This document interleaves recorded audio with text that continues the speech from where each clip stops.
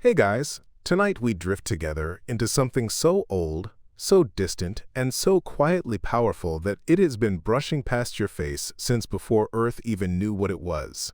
You're lying there right now, probably staring at a ceiling or the back of your eyelids, while outside your room, and inside your body, ancient light is moving, whispering stories from the very beginning of everything. You're not traveling anywhere in the usual sense. Instead, the universe is coming to you, photon by photon, like a slow, cosmic tide. And just to set expectations early, you probably won't survive this in the sense that staying awake is going to be a heroic struggle. So before you get comfortable, take a moment to like the video and subscribe, but only if you genuinely enjoy what I do here. Drop a comment with where you're listening from and what time it is there right now.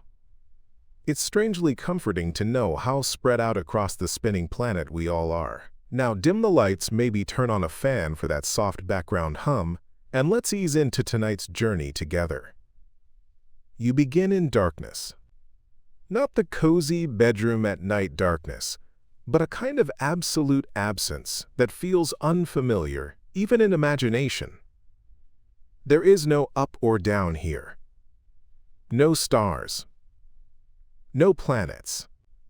No glowing galaxies politely arranged for human enjoyment. The universe is young. So young that the very idea of light hasn't finished loading yet, like a cosmic operating system stuck on its startup screen. You float here, weightless, surrounded by a hot, dense fog of energy and particles. Protons and electrons are everywhere, darting around with no intention of settling down. Photons, little packets of light, exist, but they can't go anywhere. Every time one tries to move forward, it slams into a charged particle and gets knocked off course. The universe is opaque, like a glowing, furious soup. If this were a room, you wouldn't be able to see your own hand in front of your face, assuming hands had been invented, which they very much had not. This is one of those mainstream scientific facts that sounds poetic, but is stubbornly real. For the first few 100,000 years after the Big Bang, the universe was filled with light that could not travel freely. Space itself was bright, hot, and blinding, yet paradoxically impossible to see through. It's one of nature's little jokes. Light everywhere, visibility nowhere. Kinda like turning on your phone flashlight while your finger is covering the lens. You drift through this early universe, and it hums. Not with sound exactly, but with pressure and heat and restless motions. Temperature differences ripple through space, tiny variations that don't look like much now but will matter enormously later. At this stage, though, nothing resembles structure.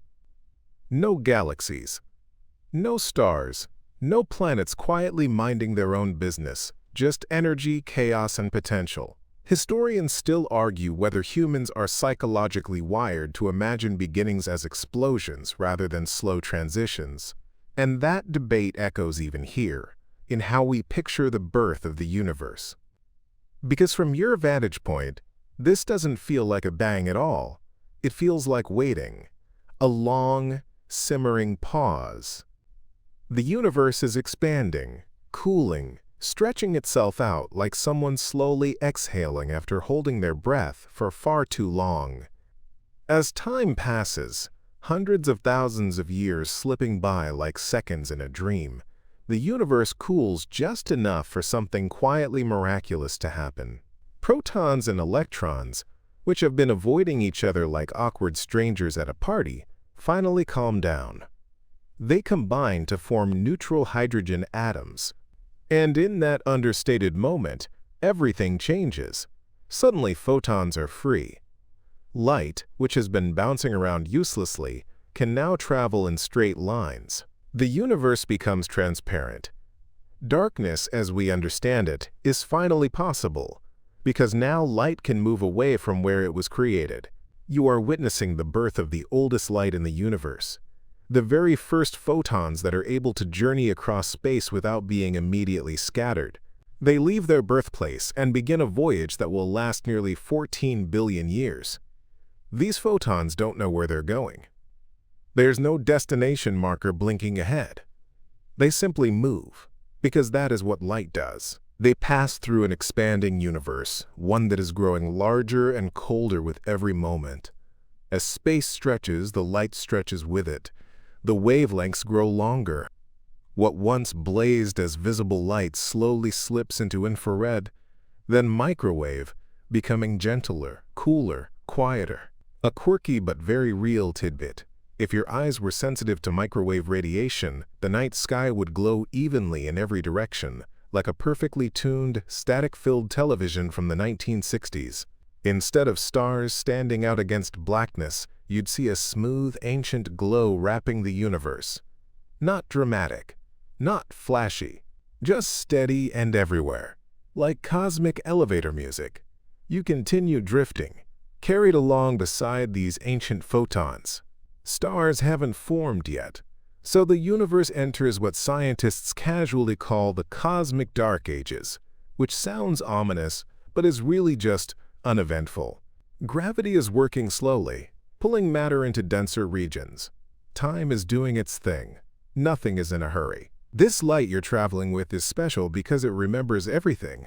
It carries information about the early universe's temperature, density, and structure. It is, in a very literal sense, a fossil.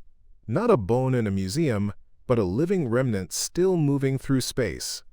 The universe, it turns out, never fully lets go of its past. There's something deeply comforting about that idea. Nothing is ever entirely lost. Even the earliest moments leave a trace. You might smile a little at how absurd this all is. Lying in bed, possibly in pajamas, decorated with something ironic, contemplating photons that predate the Milky Way. That's joke number 1, by the way. The universe has been around for nearly 14 billion years, and you're experiencing it horizontally. As the light keeps moving, the universe grows more complex. Tiny density variations, those early ripples you passed through, begin to matter more and more. Regions slightly denser than average pull in more material. Gravity is patient, but it is relentless. Eventually, these regions will collapse into the first stars. But not yet. For now, the light just keeps traveling, cooling, stretching, waiting. Another mainstream scientific fact slips quietly into place here. This ancient light still exists today and is known as the cosmic microwave background. It fills the entire universe. It is not coming from one direction, it is coming from everywhere at once. No matter where you look, you are looking into deep time. And here's a gentle, sleepy joke number 2. You are never truly alone, because the universe has been spamming you with ancient photons non-stop since birth. As you float, you realize something subtle but profound. This journey isn't only outward, it's inward too. The same laws of physics guiding these photons also govern your neurons firing, your memories forming, your eyelids growing heavier. The universe organizes itself, and so do you. There's still debate, yes, even now, about how much information from those earliest moments is fundamentally recoverable. Historians still argue whether future civilizations will interpret cosmic relics the same way we do, or whether meaning itself shifts as understanding deepens. For now, though, this light remains one of the most honest storytellers the universe has. You drift beside it, unhurried. No pressure to understand everything. No test at the end. Just motion, time, and a gentle sense of scale that makes everyday worries feel negotiable. Somewhere far in your future, and still unimaginably far in this light's past, humans will build instruments sensitive enough to detect this glow. They will point antennas at the sky and accidentally stumble upon it while trying to eliminate noise. That's joke number 3. The universe's oldest message was discovered because scientists thought something was wrong with their equipment. But that's a story for later. For now, you remain here, at the edge of the beginning, floating alongside the first light that ever learned how to travel. Your breathing slows. The universe expands. The photons drift on. You don't stop moving. You never really could. But the universe around you subtly changes its texture. The ancient light you're drifting beside has settled into a calm, steady rhythm, no longer fighting its way through charged particles, no longer ricocheting blindly. It glides now, smooth and patient, as if it finally understands that time is on its side. And you, still here in second person, still floating, begin to notice how empty everything feels. This is the quiet after the beginning. The universe has entered a long, uneventful stretch, where nothing dramatic seems to happen at all. No stars yet. No galaxies lighting up the darkness. Just vast regions of space filled with cold hydrogen gas, stretched thinner and thinner as expansion continues. If Section 1 felt like a glowing furnace cooling down, this part feels like a long cosmic night shift, where everyone has gone home and left the lights off. Mainstream cosmology calls this period the Cosmic Dark Ages, which sounds like something medieval and grim, but in reality it's more like an awkward teenage phase for the universe, full of potential, deeply underwhelming in presentation. Gravity is working quietly in the background, nudging matter together so gently that from your perspective, it feels almost imaginary. You float through clouds of hydrogen so sparse they'd qualify as empty by any earthly standard. A single cubic meter of space contains only a handful of atoms, drifting so far apart they might never meet. And yet, over millions of years, they do.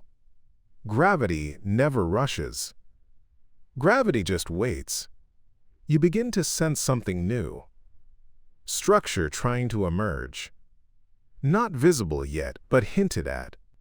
Regions that were slightly denser in the early universe, the faint ripples you passed earlier, are now beginning to assert themselves. Matter trickles inward, atom by atom, like dust slowly settling in an abandoned room. Here's a mainstream historical fact tucked gently into the darkness. Without these tiny density fluctuations preserved in the oldest light, galaxies like the Milky Way would never have formed. A perfectly smooth universe would still be smooth today. Beautiful? Maybe, but profoundly boring. Imperfection, it turns out, is essential. You drift alongside one of these forming regions, watching hydrogen gather almost reluctantly. There's no fire yet, no fusion, no glow, just compression, pressure. Potential energy quietly stacking up like unread emails. A quirky tidbit slips in here, barely noticeable unless you're paying attention. During this era, the universe is actually getting colder than it will ever be again in certain regions later on. Before stars ignite, there's no significant heat source. Space becomes frigid in a way that modern space rarely achieves, even today. It's the coldest lullaby imaginable. If you were expecting drama, this is where the universe would gently disappoint you. Nothing explodes. Nothing announces itself. Even time feels stretched, diluted. Millions of years pass without anything resembling a landmark. This is the kind of era that gets skipped in documentaries, usually summarized with a single sentence and a quick dissolve. But staying here is important, because this is where patience becomes power. Historians still argue whether this long, quiet period was truly necessary or simply an inevitable byproduct of physical laws, and that debate mirrors something deeply human.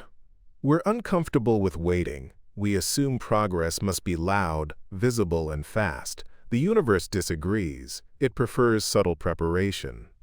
As gravity continues its slow work, some regions grow denser than others. You can feel it now, a faint tug, like the gentlest current pulling you along. Hydrogen atoms fall inward, gaining speed, colliding more often. Temperatures rise, but only slightly. Still no light. Still no stars. This is where things start to feel oddly familiar. Not intellectually, emotionally. The way the universe is gathering itself here resembles how your own mind works when you're drifting toward sleep. Thoughts slow. Sensory input fades. Behind the scenes, though, connections are forming. Systems are reorganizing. Important work is happening precisely because nothing flashy is happening. Here comes your first light joke of this section. The universe is basically buffering, and it's doing a better job of it than your Wi-Fi ever has. As you drift, you pass through enormous halos of dark matter. Another mainstream scientific fact, casually enormous. You can't see dark matter. It doesn't emit light. It doesn't interact much with anything except gravity. But it outweighs normal matter by a wide margin and provides the scaffolding upon which galaxies will later assemble. You don't feel dark matter directly, but you feel its influence. Matter flows where it dictates. Structure follows its invisible architecture. The oldest light you're traveling with subtly bends as it passes these regions, its path curved by gravity. Even light, it seems, respects the rules. There's a fringe idea some researchers still toy with, that dark matter might interact weakly with itself, or decay in exotic ways during this early era, contributing heat or structure we don't fully understand. It's speculative, debated, and far from settled. But the universe doesn't mind disagreement. It keeps moving regardless. Time slides forward, eventually, so gradually you almost miss it. One region crosses a threshold. Pressure climbs. Temperatures spike. Hydrogen atoms collide hard enough to fuse. And suddenly, after hundreds of millions of years of darkness, the universe does something new. It turns on the lights. The first stars ignite, not as gentle pinpricks, but as massive, short-lived giants.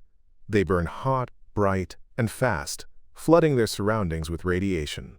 Compared to the ancient light you've been traveling with, this is a different kind of illumination. Localized, violent, temporary. You watch as ultraviolet radiation pours out, ripping electrons off nearby atoms and ending the cosmic dark ages. This process, known as reionization, transforms the universe yet again, making it transparent in a new way. Light now comes from stars as well as the ancient background glow. Second sleepy joke. The universe waited hundreds of millions of years just to dramatically flip the switch and say, okay, now you can see things. These first stars don't last long. They live fast and die young, exploding as supernovae that seed space with heavier elements. Carbon, oxygen, iron. The raw materials for planets, oceans, and eventually, people lying in bed listening to science videos. Historians still argue whether these earliest stars formed in isolation or clusters, and how much they shaped later galaxy formation. But one thing is certain. Without this quiet buildup, followed by sudden ignition, none of the complexity you know would exist. You drift onward, now surrounded by both ancient background light and the newborn glow of stars. The universe is no longer silent. It has texture, contrast, rhythm. And somewhere in all of this, the photons you started with continue their journey, still stretching, still cooling, still carrying the memory of a time before stars, before darkness had meaning. Your breathing syncs with the slow expansion. The emptiness no longer feels empty, it feels prepared. You keep drifting, but now the universe feels busier. Not loud, just occupied. The first stars have switched on behind you, and ahead, gravity is already organizing the aftermath. You move through regions where matter no longer floats aimlessly, it circulates, it gathers, it remembers where it has been. Galaxies are beginning to take shape, though calling them galaxies might be generous. These are rough drafts. Clumsy, asymmetrical collections of stars and gas held together by dark matter halos like invisible hands cupping glowing embers. Nothing here looks finished. Everything feels provisional. You pass through one of these early structures and notice how chaotic it is. Stars form in bursts, then die just as quickly. Gas clouds collapse, scatter, and collapse again. There's no elegant spiral yet, no calm rotation like the Milky Way you'll one day call home. This is construction noise without the sound. A mainstream historical fact slides into place. The earliest galaxies formed less than 1 billion years after the Big Bang, far earlier than astronomers once believed. Modern telescopes have pushed their vision deeper, revealing that the universe wasted no time turning raw material into structure. As you float, you sense motion everywhere, not fast.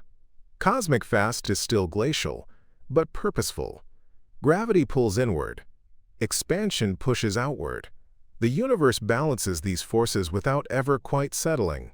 It's like lying half awake, half asleep, where your body sinks into the mattress while your thoughts still drift. Here's a quirky tidbit that feels almost poetic. Many of the first galaxies may have been brighter per unit mass than modern ones, not because they were efficient, but because they were reckless. Massive stars dominated, flooding space with light before burning out. The universe, in its youth, preferred intensity over longevity. You glide past streams of gas flowing along filaments, long, thread-like structures stretching across unimaginable distances. These cosmic filaments form a vast web, connecting galaxy to galaxy. From your perspective, it looks like the faint outline of a nervous system, as if the universe itself is wiring up. Historians still argue whether this cosmic web emerged primarily from dark matter dynamics alone, or whether ordinary matter played a more active role than simulations suggest. Either way, the pattern is unmistakable. Nothing forms in isolation.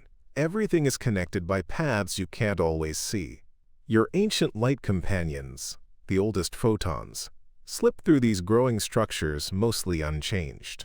They pass between stars through gas, around gravity wells, carrying information without interacting much at all. They are observers, not participants. Memory, not action. That distinction matters. Because as galaxies evolve, light gains new jobs. Starlight heats gas. Radiation shapes chemistry. Photons become agents of change. But the oldest light remains passive, a background hum that never interferes, never forgets. Third gentle joke, because the rules say you get one. This light has been minding its own business longer than any introvert you know. You drift closer to a forming galaxy core. Gas spirals inward, compressing, heating, igniting waves of star formation. Supernovae erupt, not violently to your senses, but energetically enough to fling heavy elements outward. This recycling begins to regulate growth. Too much star formation triggers explosions that slow everything down. Too little, and gravity tightens its grip. Balance emerges from chaos. This is where the universe starts to resemble a system rather than an event. You notice something subtle. Time feels different here. Not faster or slower, but layered. The light from one star you pass may have left millions of years ago. Another star's glow is comparatively fresh. You are surrounded by overlapping paths, stacked on top of one another like transparent sheets. That's not just poetic. It's physical reality. Light is how the universe remembers itself. Every photon is a timestamp. A fringe idea whispers through this region of thought. Some physicists have speculated whether information carried by light could be considered a form of cosmic memory, preserved even as structures change. It's not a settled theory, and it drifts into philosophy quickly, but it lingers because it feels right. As galaxies mature, their shapes stabilize. Rotating disks emerge. Star formation becomes more orderly. The wild adolescence of the universe gives way to something calmer, more predictable. The chaos never fully disappears, but it learns restraint. You move along, carried by expansion, wrapped in the glow of countless stars now lighting the cosmos.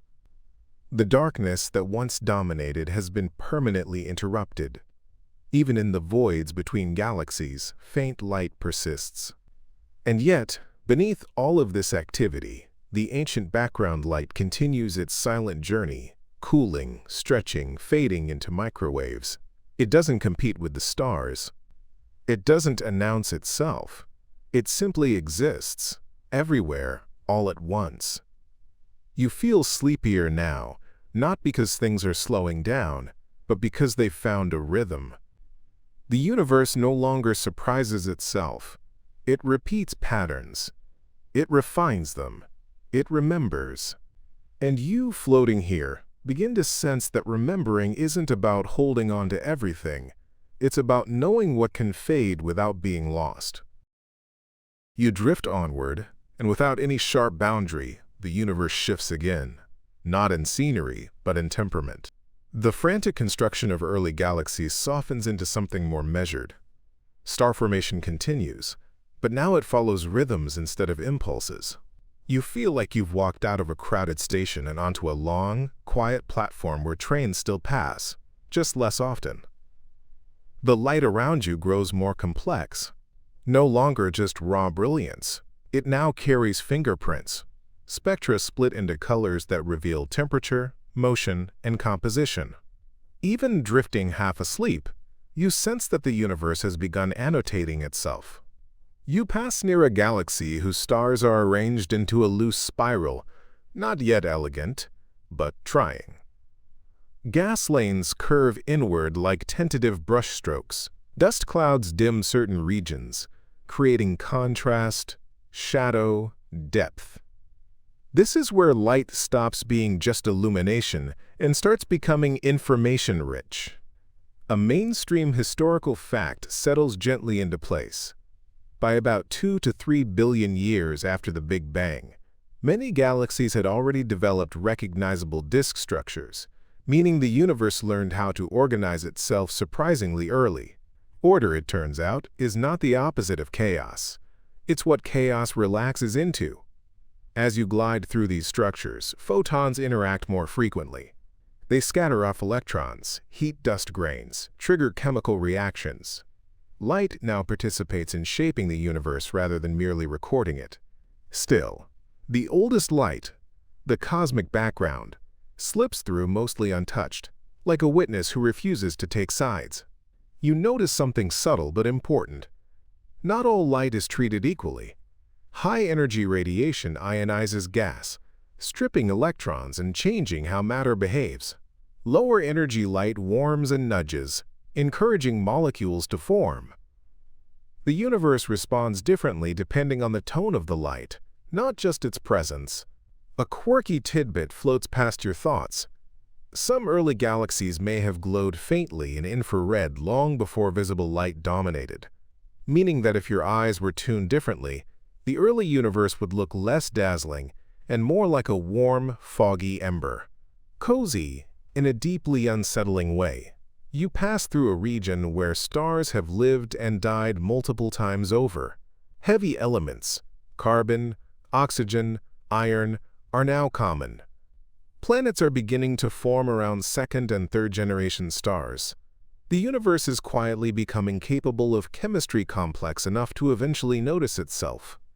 Historians still argue whether large-scale structure formed primarily, quote, bottom-up, with small objects merging into bigger ones, or whether certain massive structures emerged surprisingly early and shaped their surroundings from the top down. The evidence supports both, which is very on-brand for cosmic history. You feel that familiar half-awake sensation again, the sense that many explanations overlap, none entirely wrong, none fully sufficient. Light continues to stretch as the universe expands. Wavelengths lengthen, colors redden, energy thins. The oldest photons are now far gentler than they once were, cooled to near absolute zero. They no longer burn, they whisper. Here's your first light joke of the section.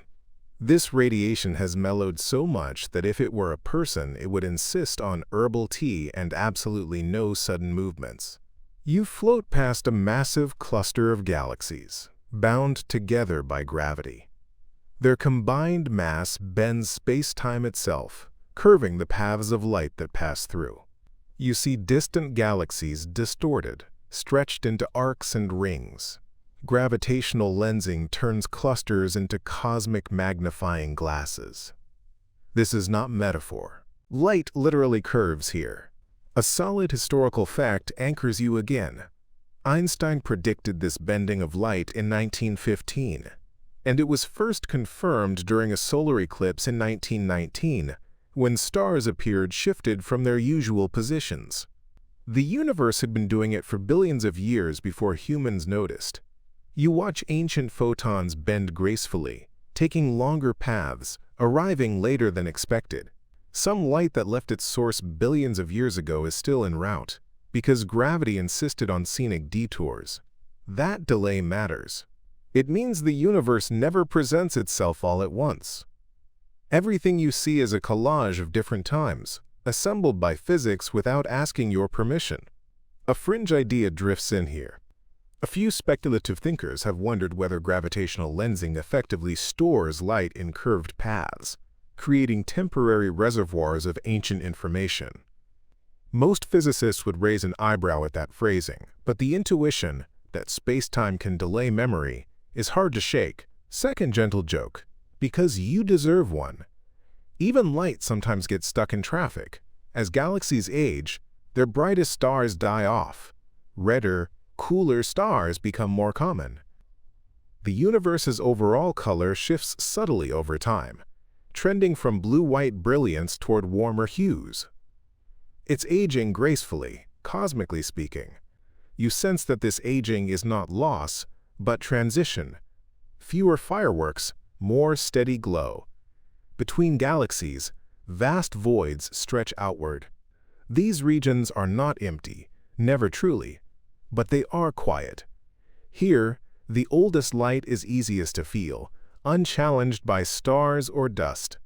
It fills space evenly, like a low hum you only notice when everything else goes silent. You drift through one of these voids and feel something close to stillness.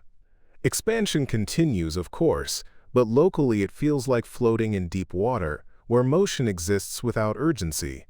Historians still argue whether cosmic voids actively influence galaxy evolution by funneling matter outward, or whether they are merely passive byproducts of structure formation. Either way, they dominate the universe by volume, if not by drama. This is where sleepiness deepens. Light here has no agenda. It doesn't push, heat, or ionize much of anything. It simply exists, stretched thin across expanding space, preserving a memory of hotter times without insisting on being noticed. Third and final joke for this stretch.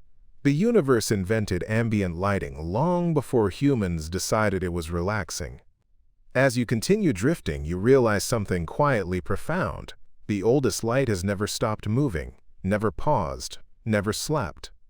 And yet, its journey feels restful, unhurried, patient beyond measure. You begin to mirror that state. Thoughts slow. Explanations loosen their grip. The universe doesn't need you to understand every mechanism, only to float with them. Ahead, the light grows even cooler, even subtler. It's still there, still everywhere, but now it feels less like illumination and more like presence. And without any announcement, without any new beginning, you drift onward with it. You keep drifting, and the universe does something quietly dramatic. It thins out, not disappears, just stretches. The distances between things grow so large that even light begins to feel alone. This is where expansion stops being an abstract idea and becomes something you can almost feel in your bones, if you had bones right now, which you don't, so let's call it a vibe. The oldest light is still with you, always with you, but now it's faint enough that you have to stop trying to look at it directly. It's like noticing the hum of a refrigerator at night. You only hear it when everything else finally shuts up. You pass through epochs measured not in years, but in cooling. Temperature, more than time, becomes the clock. As space expands, energy spreads thinner, and light loses its punch. Photons that once blasted through plasma now drift lazily, stretched into microwaves, so gentle they barely disturb anything at all. Here's a solid mainstream fact, delivered softly. The cosmic microwave background today has a temperature of about 2.7 degrees above absolute zero. That's colder than deep space vibes, colder than your freezer on its most ambitious setting. And yet it fills the universe almost perfectly evenly. This evenness is eerie. You expect variation, drama, a little mess. But no, this ancient light is astonishingly uniform, varying by only tiny fractions of a degree. Those minuscule variations, though, are everything. They are the fingerprints of future galaxies, the faint echoes of density ripples from the universe's earliest moments. You float closer to one of these fluctuations. Not really closer in space, but closer in attention. A slightly warmer patch. A slightly cooler one. Barely noticeable, but enough to matter. Enough to eventually become clusters, stars, planets, you, listening to this while half asleep. A quirky tidbit drifts in. When scientists first mapped these temperature variations in detail in the early 1990s, they described the data as wrinkles in time, which is poetic, but also makes the universe sound like it forgot its anti-aging cream. Historians still argue whether these primordial fluctuations came entirely from quantum effects during cosmic inflation, or whether additional unknown processes amplified them later. The math works either way, depending on how brave you feel about hypothetical physics. You don't need to pick a side. The universe didn't. As expansion continues, something else becomes unavoidable. Darkness. Not the scary kind. The honest kind. Most of the universe is not lit by stars. It is defined by what is not there. Voids, gaps, distances so large that even light needs billions of years just to say hello. And yet, the oldest light doesn't care about darkness. It passes through emptiness as easily as it once passed through fire. No friction, no resistance, just motion. You notice that motion now feels slower, even though it isn't. This is a trick of scale. When nothing changes quickly around you, your sense of time loosens. Minutes feel like moments. Moments feel like drifting. That's not accidental. Your brain does the same thing when you're falling asleep. Sensory input decreases, internal narratives quiet down, and time perception begins to dissolve. You're not losing consciousness. You're changing resolution. Another grounded historical fact slides in.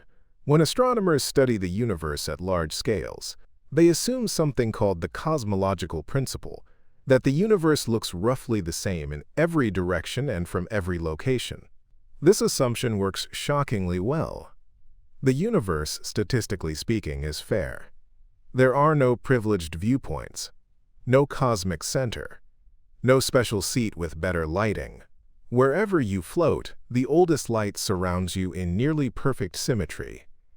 Some fringe thinkers have found this unsettling. A few have speculated about hidden anisotropies, preferred directions, or cosmic alignments that might hint at something deeper or weirder. Most of these ideas fade under better data, but the impulse behind them remains deeply human. We want the universe to have a front row. It doesn't. Second gentle joke for this section. The universe said everyone gets the same view and then left the room. You drift past regions where galaxies are no longer forming stars efficiently. Their gas supplies have thinned. Their brightest days are behind them. They glow softly now, populated by long-lived, low-mass stars that sip fuel instead of chugging it. This is sometimes called cosmic noon, having passed the era when star formation peaked. After that, things slow down. Not abruptly, gracefully. Historians still argue whether this decline was driven primarily by internal processes within galaxies, like supernova feedback and black hole winds, or by environmental effects, such as gas starvation in dense clusters. The answer, predictably, is probably yes. You feel the universe settling into middle age. Light adapts.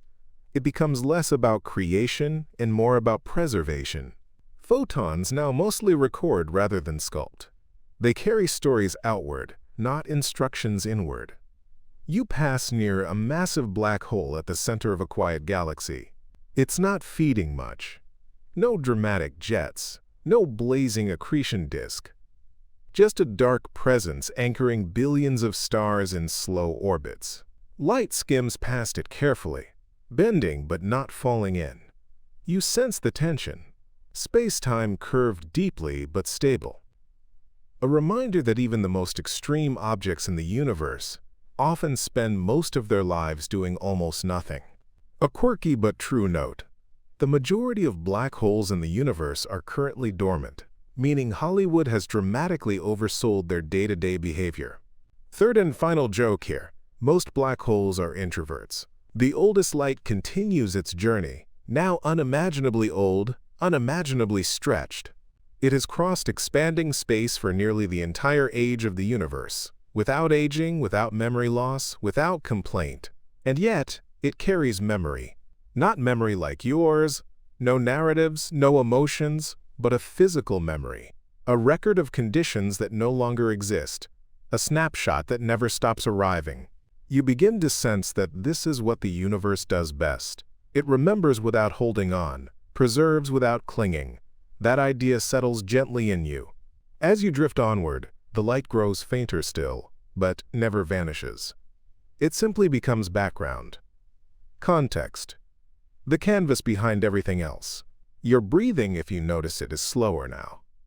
Your thoughts are less eager to finish sentences. That's fine. The universe doesn't rush conclusions either. Ahead, the expansion continues. Structures thin further. The night grows deeper, quieter, wider. And still, the light comes with you.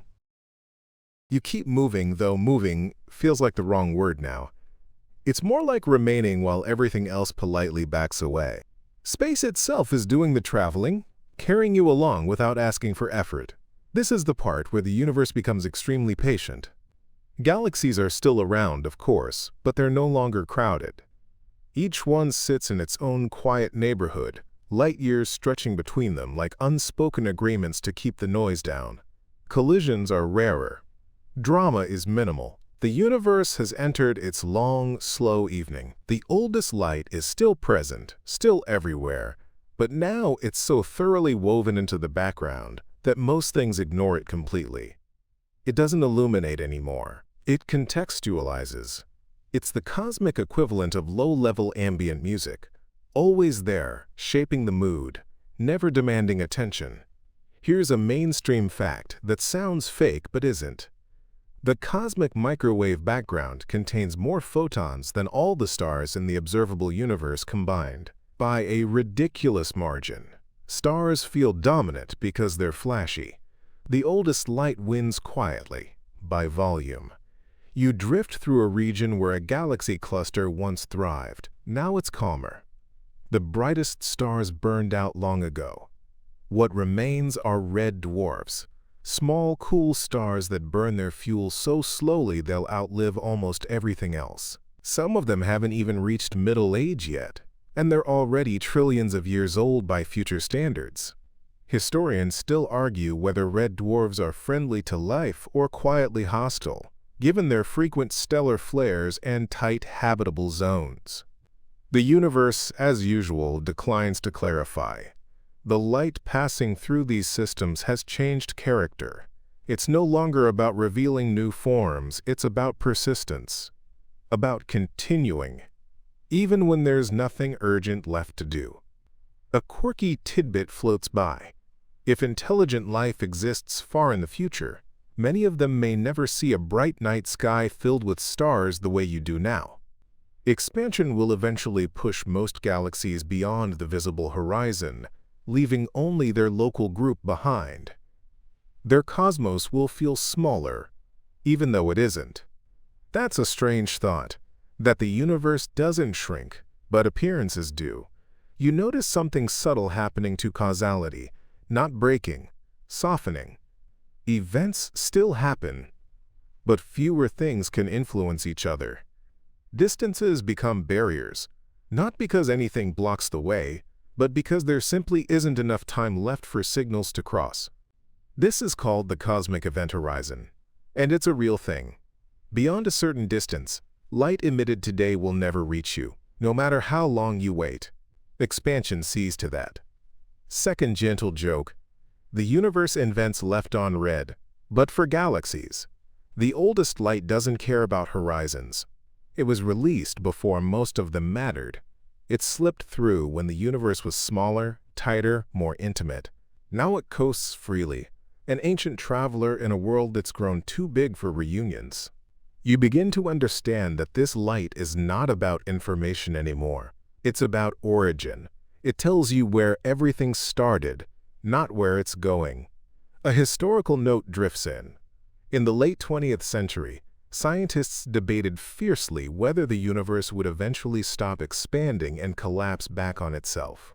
Measurements of distant supernovae in the 1990s suggested the opposite. Expansion is accelerating, driven by something we now call dark energy. We still don't know what dark energy is. Historians still argue whether it's a constant property of space itself, a dynamic field that changes over time, or a sign that our understanding of gravity is incomplete.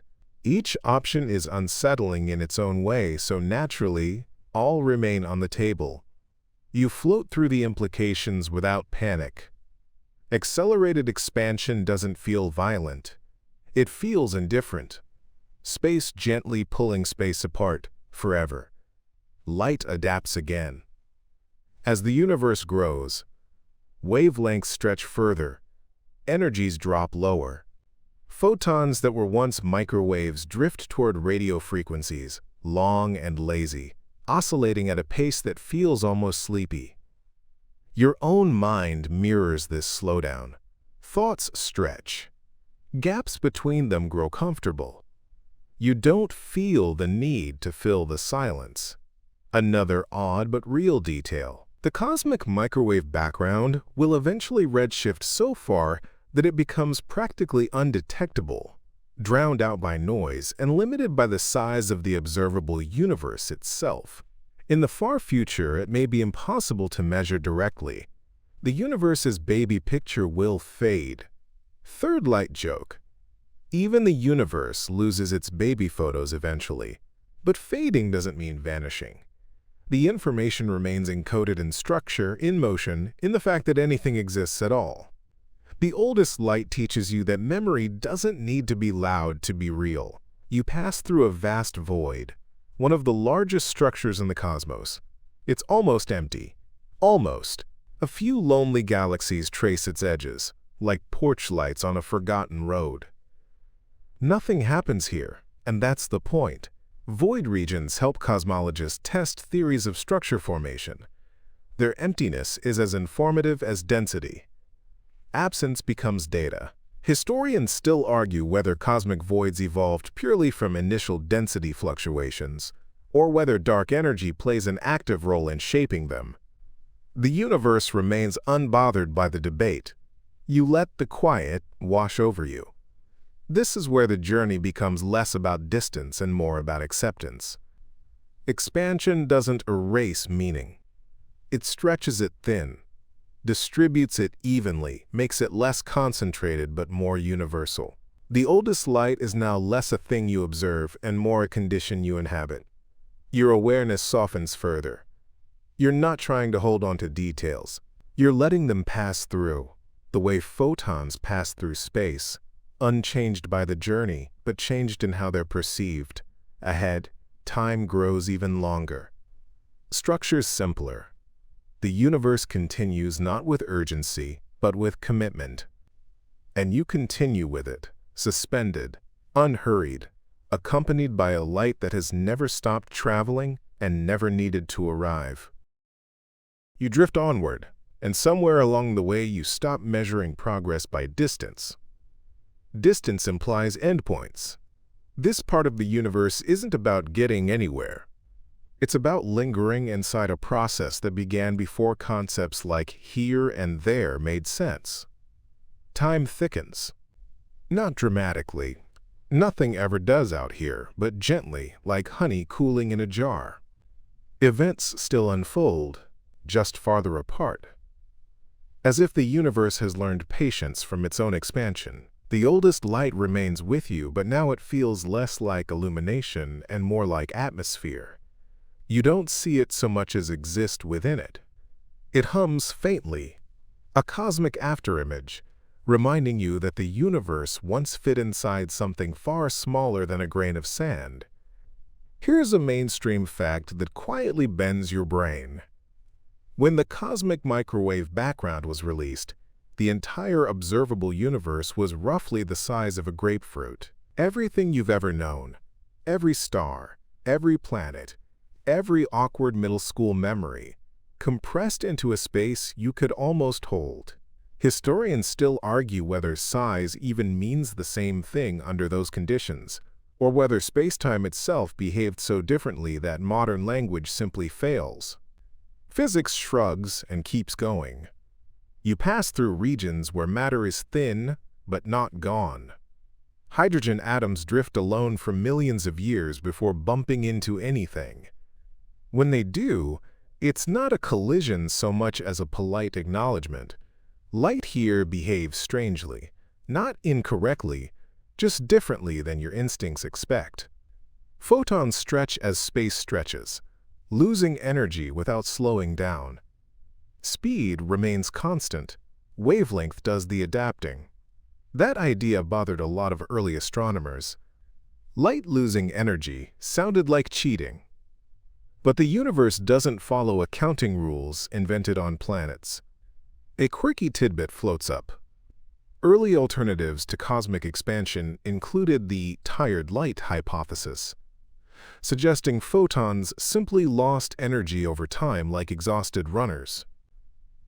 It didn't survive scrutiny, but it's a charming reminder that even incorrect ideas help map the edges of understanding. You imagine the scientists who first detected this ancient glow. They weren't searching for it.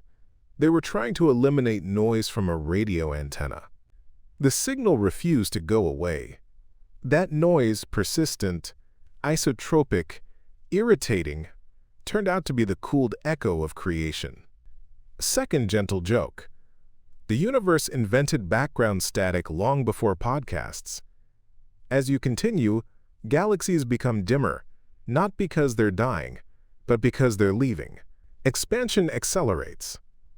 Local gravity keeps small groups together, but everything else slides beyond reach. The night sky, if you could call it that, simplifies. Fewer points of light, more darkness, less distraction. There's a strange calm in that. Complexity doesn't vanish. It concentrates. What remains becomes precious. Historians still argue whether this future universe will be perceived as lonelier or more focused by any intelligence that survives to witness it. Loneliness, after all, requires comparison. You move past a cluster anchored by dark matter, its gravitational scaffolding holding fast even as luminous matter fades. Dark matter doesn't emit light, doesn't absorb it, barely acknowledges its existence. But without it, none of this structure would have formed. Mainstream fact. Simulations show galaxies couldn't have assembled the way they did without dark matter acting as an invisible framework. You are, in a very real sense, living inside its architecture. And yet, we still don't know what dark matter is. Historians still argue whether it's a new particle, a modification of gravity, or something even stranger. The universe keeps using it regardless. You feel the scale of ignorance expanding alongside space. Knowledge grows, but mystery grows faster. That's not failure. That's proportionality. The oldest light doesn't resolve mysteries. It confirms beginnings. It tells you that whatever the universe becomes, it once shared a common temperature, a common density, a common moment. Uniformity precedes diversity. You drift into an era where star formation slows dramatically. The gas needed to make new stars has mostly been used or dispersed. Existing stars burn steadily, but replacements are rare. Red dwarfs dominate. Long-lived, conservative, stellar minimalists. A real but oddly comforting detail. Some red dwarfs will shine for up to 10 trillion years. They outlast everything flashy. Patience, it turns out, is a winning strategy. Third light joke. The universe eventually goes full. Slow and steady wins the race. The light bathing these stars is ancient not just because of when it began, but because of what it remembers. Temperature fluctuations imprinted in the cosmic background map the seeds of all later structure. Tiny differences, 1 part in 100,000, determined where galaxies would eventually form. That's unsettling. Entire civilizations predetermined by microscopic variations in a universe that barely existed yet. Historians still argue whether those fluctuations arose purely from quantum randomness or were influenced by deeper principles we don't yet grasp. Either answer is equally humbling. You realize something subtle. The universe isn't optimized for observers. Observers arise as side effects. Consciousness is an emergent property, not a design goal. And yet, you're here, thinking about light billions of years old. That feels meaningful, even if the universe doesn't care whether it is. Expansion continues. The cosmic background cools further. Eventually, its wavelength grows larger than the observable universe itself. At that point, calling it radiation becomes a formality. Detection becomes impossible, not because it's gone, but because there's no longer enough universe to sample a full wave. That's a strange end. Not destruction, but undersampling. The universe doesn't erase its past. It outgrows it. You float inside that thought. Growth without deletion, memory without storage, persistence without effort. Your breathing slows, matching the pace of cosmic change, absurdly mismatched, yet somehow aligned. This section of the journey isn't about spectacle. It's about endurance. About how beginnings echo long after their causes fade. The oldest light continues, unbothered by whether anyone notices. And you, drifting with it, begin to understand that awareness doesn't need novelty to stay awake. Sometimes it just needs continuity. You don't notice the transition at first. Nothing announces itself, the universe rarely does. But gradually you realize the light around you has thinned into something even quieter than silence. A background so subtle, it feels more like a memory of illumination than illumination itself. You are moving through what could be called the long middle age of the cosmos. Not young, not ending, just enduring. The oldest light still exists, but now it's stretched to such extremes that detecting it would require instruments larger than galaxies that no longer form. It hasn't disappeared. It has simply become impractical. Like a whisper written in handwriting the size of a solar system. Here's a mainstream fact that anchors you. As the universe expands, the cosmic microwave background continues cooling, asymptotically approaching absolute zero, but never quite reaching it. Even at the end of time, the universe remains slightly warm, haunted by its own beginning.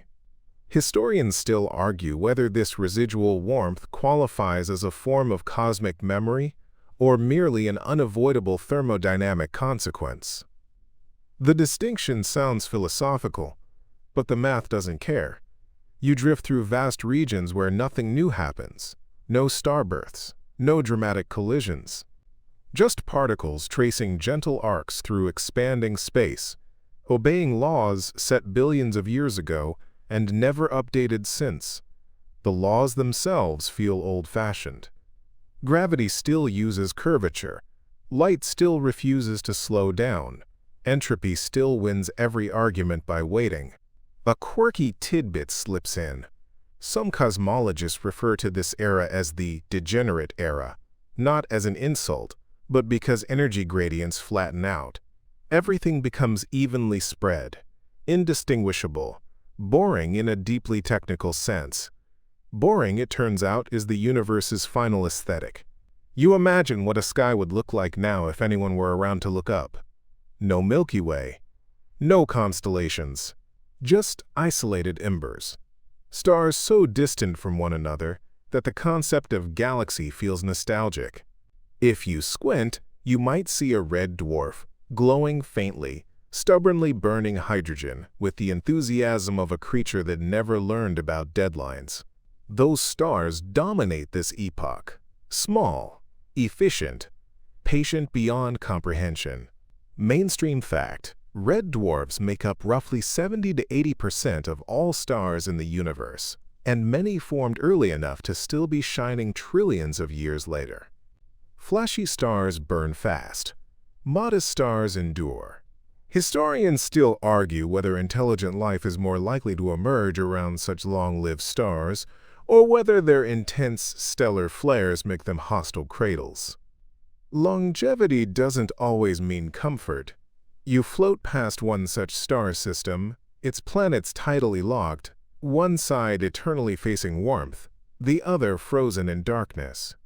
Somewhere along the Terminator line, the narrow band between day and night, conditions might remain stable for eons. Not exciting, just stable. Second light joke. The universe eventually stops hosting blockbusters and goes full indie art house. As the light thins further, something strange happens to time. Not physically, but experientially. With fewer events, fewer markers, fewer changes, duration becomes harder to perceive. Moments stretch not because they last longer, but because nothing interrupts them. You begin to understand why memory needs forgetting. Without contrast, everything blurs. This ties back to the oldest light itself. When the cosmic microwave background was first released, it carried tiny fluctuations, temperature variations that allowed structure to form. Those imperfections mattered. Without them, the universe would have remained smooth, sterile, and forgettable. Uniform perfection is uninhabitable. Historians still argue whether those fluctuations were truly random or whether deeper laws shaped their distribution. Inflation theory offers explanations, but not closure. You feel inflation's aftermath everywhere. Space expanding faster than gravity can respond. Distances growing not by motion, but by definition. Nothing needs to travel. Space does the work. This expansion accelerates due to dark energy, an entity named not for what it is, but for how little we understand it. Mainstream fact. Observations of distant supernovae in the late 1990s revealed that cosmic expansion is speeding up, not slowing down, forcing a revision of the universe's long-term fate. Dark energy doesn't clump, it doesn't dilute, it doesn't explain itself, it just applies pressure to space and refuses to elaborate.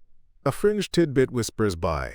Some speculative models suggest dark energy could vary over time, potentially weakening, reversing, or tearing space-time apart in a big rip. These ideas remain mathematically permissible and emotionally unsettling.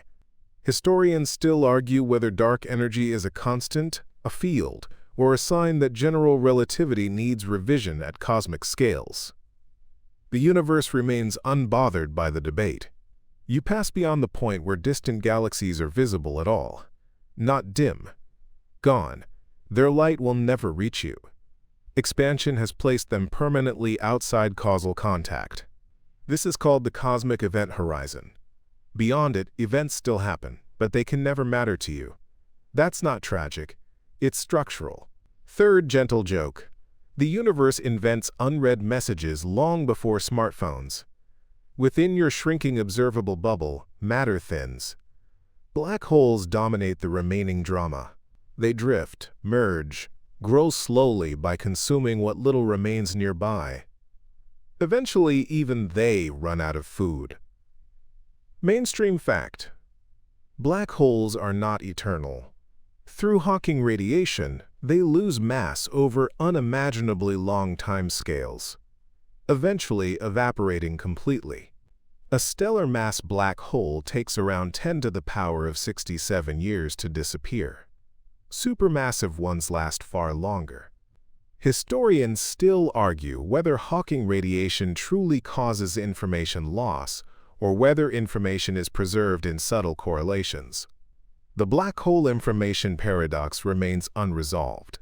You linger near one such black hole, not close enough to feel tidal forces, just close enough to feel the conceptual weight of it. An object defined entirely by absence, slowly leaking itself back into the universe. Even destruction obeys conservation laws. As black holes fade, the universe simplifies further. Particles decay. Protons may or may not be stable. Physics hasn't settled the issue yet. If protons decay, matter itself dissolves into radiation and leptons. If they don't, isolated particles persist almost indefinitely. Historians still argue whether proton decay exists at all. Experiments watch patiently. So does time. You begin to feel the universe approaching a kind of equilibrium. Not balance, but exhaustion. No gradients left to exploit. No free energy. No work to be done. This is heat death. Not an explosion, not a collapse, but a leveling. And yet, even here, the oldest light still technically exists. Stretched beyond detection, colder than any experiment can measure, but not erased. The universe does not forget. It just loses the ability to access its memories. You, drifting within this conceptual dusk, feel something familiar. This is what happens when a mind runs out of novelty. When thoughts slow. When memory softens into mood. Sleep doesn't shut you down. It evens you out. The journey through the oldest light begins to feel less like travel and more like assimilation. You are no longer watching the universe age. You are matching its pace. Breath in. Expansion. Breath out. Cooling. The cosmos doesn't rush its ending. Neither do you. You drift further, and the universe begins to feel less like a collection of objects and more like a canvas stretched beyond comprehension. Space itself dominates, a gentle, unhurried expansion that carries everything along without effort. Your notion of near and far begins to blur. Everything is relative, and relativity seems quaint compared to this scale. The oldest light, your constant companion, has shifted into frequencies so long they might as well be vibrations of thought rather than photons. You don't see it in the conventional sense. You feel it, a subtle resonance threading through the emptiness, like a faint hum under an empty auditorium. Its persistence is calming. It doesn't demand attention, it simply is. Mainstream fact. The cosmic microwave background, CMB, is remarkably uniform, with temperature variations of only 1 part in 100,000. These tiny ripples seeded all the structure in the universe, from galaxies to clusters. Without them, the universe would have remained featureless, sterile, a blank expanse. Historians still argue whether these fluctuations are purely the result of quantum phenomena during inflation or whether other unknown mechanisms contributed. Either way, their existence is crucial, and you marvel at how the tiniest imperfections shape everything to come. You notice the red dwarfs that dominate this epoch are quiet but resolute. They burn their fuel slowly, like librarians carefully cataloging the remaining stories of a once busy cosmos. Some will outlive everything else, patiently enduring trillions of years. Their light is faint but persistent, a testament to longevity and subtlety. A quirky tidbit. The majority of stars in the universe are red dwarfs, yet they've remained largely unnoticed by human observers because their faintness makes them invisible to the naked eye. Quiet persistence often goes unappreciated. Time itself begins to feel elastic. With fewer events to mark its passage, moments stretch like warm honey dripping slowly. You start to understand why the universe favors patience. The long, uneventful stretches allow small structures, small signals to accumulate significance. A fringe idea drifts into your thoughts. Some theoretical physicists speculate that as expansion continues, light from distant galaxies will eventually be redshifted so much that it becomes undetectable. In the far future, the observable universe will be reduced to our local group of galaxies. All else recedes beyond the cosmic horizon. Second gentle joke. The universe is essentially ghosting its own contents, one galaxy at a time. You float past isolated black holes, relics of ancient stellar collapses, slowly evaporating via Hawking radiation. Their presence is more conceptual than dramatic. They remind you that even the most extreme objects experience impermanence. Nothing remains untouched by time's relentless march. Mainstream fact. Supermassive black holes can take up to 10 to the power of 100 years to evaporate fully, an incomprehensible span that dwarfs the lifetimes of even the oldest red dwarfs. Patience, again, is the universe's dominant strategy. Historians still argue about whether black hole evaporation preserves information or destroys it completely. The so-called information paradox remains unsolved. This cosmic mystery is both technical and poetic, echoing in the emptiness you drift through. You notice that particles themselves are beginning to decay. Protons, neutrons, even electrons might eventually vanish depending on unknown physics. The universe is quietly shedding its building blocks, preparing for a slow fade into equilibrium. A quirky observation. Even in the heat death scenario, photons from the oldest light persist, stretched beyond recognition, unable to vanish entirely. Light, in some sense, is immortal, or at least more persistent than almost everything else. The vast voids between structures have grown enormous. Galaxies are mere islands in an ever-expanding ocean of nothingness. You float in one such void, feeling the scale of isolation. It's not frightening, it's contemplative, meditative. You are small, but you are also part of the ongoing story of space and time. Third gentle joke. The universe is basically a minimalist designer, and emptiness is its favorite motif. Expansion continues, distances grow, light redshifts further. Stars slowly burn out, black holes lazily evaporate. You realize the universe is no longer about creation but about persistence, endurance, and the slow acknowledgement of existence. And through it all, the oldest light hums gently. It carries no urgency, no pressure, only the steady, persistent record of what once was. You absorb it not as data, but as mood, a lullaby composed by the cosmos itself. Your mind drifts with the rhythm of expansion, slowed and softened. Memory, perception, and awareness all stretch to match the pace of the universe. You understand that endurance, subtlety, and patience are as essential as energy or mass in shaping the cosmos. Even as the universe stretches toward isolation, you feel a sense of continuity. The oldest light remains, a faint but enduring witness to the cosmos, whispering the story of existence without demanding you follow every detail. Time, space, and light are intertwined, and you are, for this instant, part of that weave. You continue drifting, and the universe now feels almost exclusively defined by emptiness. The once bright tapestry of stars has thinned. Galaxies are islands, sparsely scattered, their light stretched and weakened by the relentless expansion.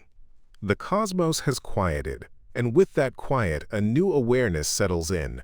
You are moving not through objects, but through potential, the potential of what once was, what persists, and what will fade. The oldest light, that pervasive hum, is now largely invisible to any conventional sense. You feel it instead, a soft resonance threading through the emptiness, a reminder of the fiery beginning that birthed all things. Its presence is subtle, but undeniable. It's everywhere. It defines space itself. Mainstream fact. By this epoch, known as the Dark Era in cosmic terms, most stars have exhausted their fuel. Only long-lived red dwarfs remain, and star formation has all but ceased. The universe has transitioned from a bustling nursery into a vast, quiet retirement home for stellar remnants.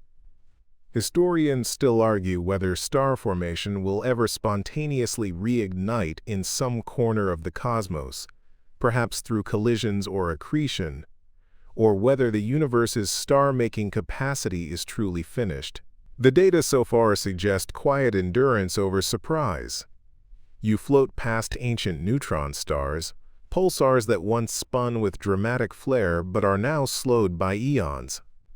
Their rotations are faint ticks in the cosmic clock, almost imperceptible, yet each represents energy that has lasted for billions of years. Persistence becomes a theme in every form, from light to matter to motion itself. A quirky tidbit: some neutron stars are predicted to cool into objects so faint that detecting them might be impossible, even in principle, leaving them as ghosts of stars wandering the cosmic night. They remind you that absence can be as profound as presence. Time seems to fold inward, the gaps between events stretch endlessly, and your sense of duration becomes malleable. Moments overlap, blur, and soften into one another.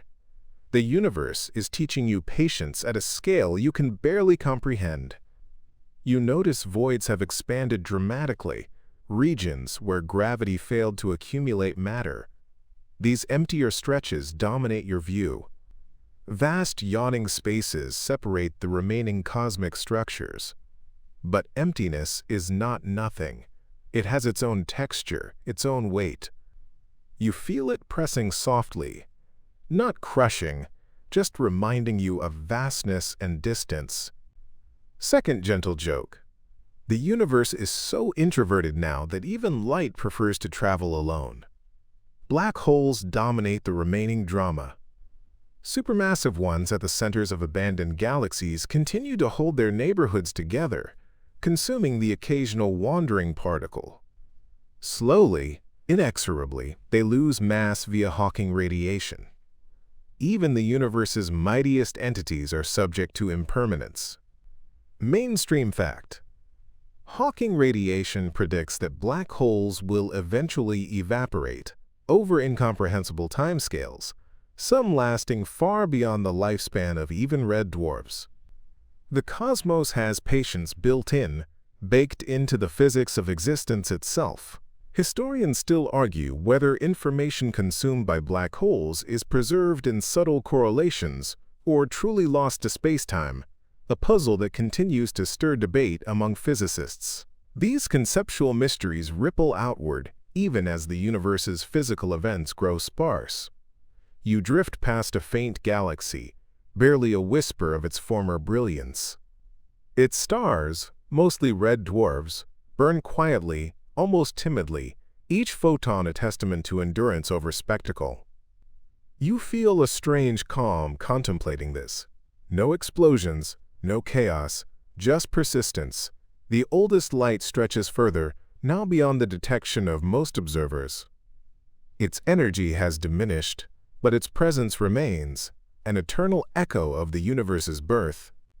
It reminds you that memory does not require immediacy or strength.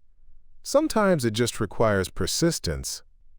Quirky tidbit: some physicists refer to the faintest remnants of the cosmic background as relic radiation, a term that sounds almost spiritual in its suggestion that even the universe venerates its own beginnings. Time itself seems to slow. Events, if they happen at all, unfold over scales so vast that your perception can only approximate them. You float within this space-time, observing less and feeling more. You are learning the rhythm of cosmic patience. The universe's structure has thinned. Stars, black holes, and particles are widely separated. Gravity no longer dominates across vast distances. Expansion does. Your journey is now more about understanding emptiness than tracking matter. You feel the inevitability of entropy, but also the quiet beauty in it. Everything that remains is there by persistence, not by force. Third gentle joke: the universe is the ultimate minimalist, and you are just along for the sparse scenery. The oldest light continues, unchanged in essence, stretched but unbroken. It is a reminder that beginnings matter, even when outcomes drift beyond comprehension. You absorb its rhythm, letting it lull your awareness, blending your sense of self with the gentle, patient heartbeat of cosmic time. In this vast, quiet epoch, there is a strange serenity. The universe has slowed, structures fade, and memory becomes subtle. You exist alongside endurance itself, learning that in a cosmos of infinite patience, persistence is both the story and the storyteller. You drift onward, deeper into the quiet, and the universe feels less like a collection of objects and more like a vast living tension between presence and absence. Stars have burned out in most regions, leaving only dim red dwarfs to mark the passage of time. Their faint light glows stubbornly, a reminder that persistence can outlast brilliance. You sense that the cosmos is now defined more by endurance than activity. The oldest light surrounds you still, but it has shifted into wavelengths so long they brush the edges of perception. You don't perceive it as light in the traditional sense. It's a resonance, a whisper threading through the empty expanse. Its presence is subtle, yet reassuring. It tells you that even when events fade, beginnings remain. Mainstream fact: by this epoch, many galaxies have ceased star formation. Only long-lived stars remain, and most cosmic structures drift apart as expansion accelerates. The universe is transitioning from a busy, dynamic environment into what cosmologists call the degenerate era. Historians still argue whether this era will truly be devoid of surprises, or if rare collisions, gravitational interactions, or other unforeseen phenomena might occasionally punctuate the quiet. Probability is thin, but not zero. You notice black holes scattered throughout the emptiness. Once dramatic engines of destruction, now they drift silently, slowly losing mass via Hawking radiation. Even in their fading, they retain a presence that asserts order in the expanding void. They are the last anchors of structure in a universe where gravity's influence is increasingly local. A quirky tidbit: some supermassive black holes may outlive every star, holding entire neighborhoods together for longer than anyone can truly imagine. Their slow evaporation is a subtle testament to patience, not violence. You float through expanding voids, regions so vast that the concept of adjacency loses meaning. Gravity is powerless here. Expansion reigns supreme. These empty stretches have their own character, lonely, contemplative, and oddly comforting. The universe's silence is not absence. It is a different kind of presence, a new texture for consciousness to inhabit. Second gentle joke: the universe is the ultimate introvert, hosting a cosmic, silent retreat with everyone long gone. You notice that as space stretches, the wavelengths of the oldest light increase, cooling toward absolute zero.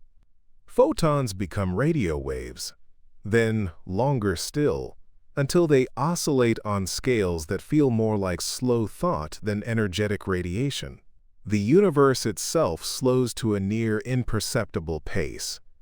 Mainstream fact: expansion continues to redshift all photons over time, gradually lowering their energy and frequency. Even the most ancient light eventually becomes undetectable with any practical measurement. Historians still argue whether the redshifted background radiation preserves enough information to reconstruct the early universe, or whether it becomes fundamentally inaccessible. The debate is both philosophical and physical, mirroring the tension between memory and forgetfulness. You drift past the remains of what were once galaxy clusters. Sparse stars cling to dark matter halos that slowly thin with time. Gravity maintains local cohesion, but over vast distances the universe stretches irreversibly. You feel the cosmos teaching you that permanence is local, not global, and that perspective matters. A quirky observation: as structures become isolated, the universe becomes a patchwork of microcosms, each evolving almost independently. Some theorists imagine these as miniature pocket universes within the grand expansion, disconnected but internally coherent. You contemplate the cosmic event horizon, the invisible boundary beyond which events can never influence you. Galaxies vanish from sight, their light forever beyond reach. The universe is not shrinking. Your observable portion is contracting. Awareness itself becomes relative. Third gentle joke. The universe invented ghosting before humans had phones. Black holes continue their slow evaporation, releasing tiny bursts of radiation. Some theorists suggest this process might encode the information of everything consumed, preserving a cosmic memory despite appearances. Whether true or not, it is poetic that even in fading, information may endure. Mainstream fact. If protons decay, even the matter within stars and planets will gradually dissolve into subatomic particles and radiation, leaving a universe dominated by photons, neutrinos, and remaining black holes. Historians still argue about the timescales and mechanisms of proton decay. The experiments are ongoing, the debate alive, though the universe remains indifferent. You drift within this concept of slow dissolution. Matter fades.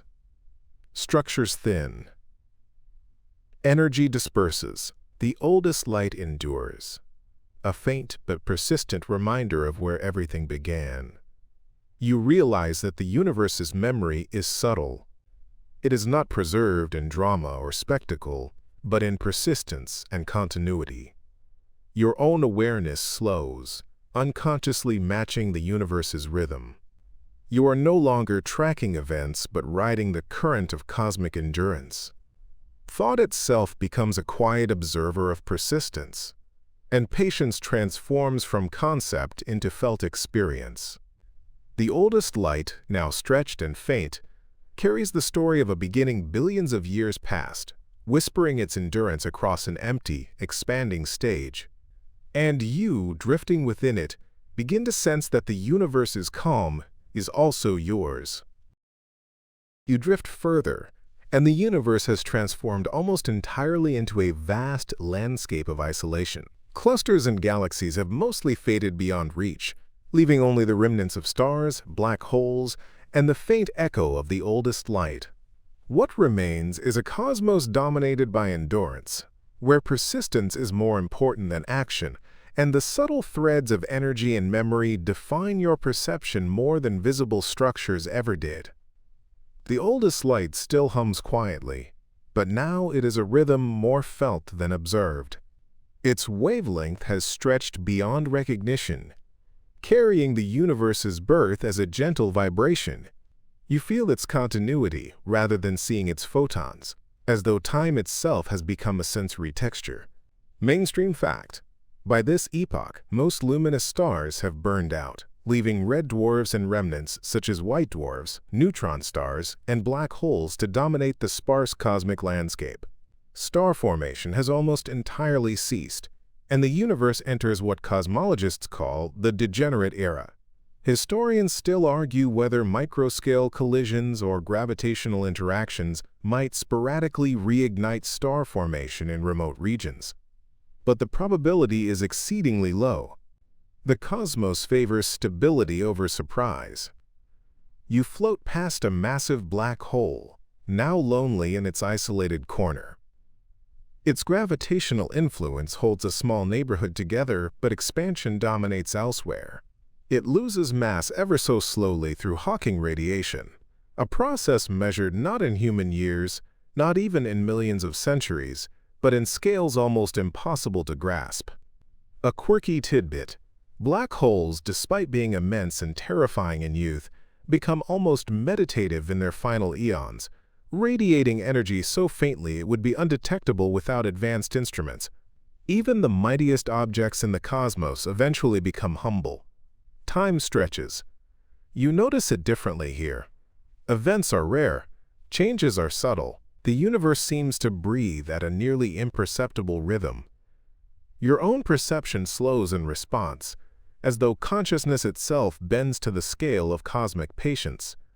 Second gentle joke. The universe is essentially a cosmic slow cooker, simmering for eons without ever reaching a boil. Expansion has rendered most distant galaxies unreachable. Light that might have once connected you to them is now so redshifted it cannot cross the ever-growing space. The cosmic horizon shrinks relative to your experience. Your observable universe contracts, even as space itself stretches. Mainstream fact: the cosmic microwave background continues to cool and lengthen in wavelength due to universal expansion, asymptotically approaching absolute zero but never quite reaching it. Even these faint relics carry information about the earliest universe. Historians still argue whether such ancient signals will ever be practically measurable in the distant future, or if their imprint is forever beyond observation. Knowledge fades with access, even if it technically persists. You pass through vast voids, enormous regions where gravity barely holds sway.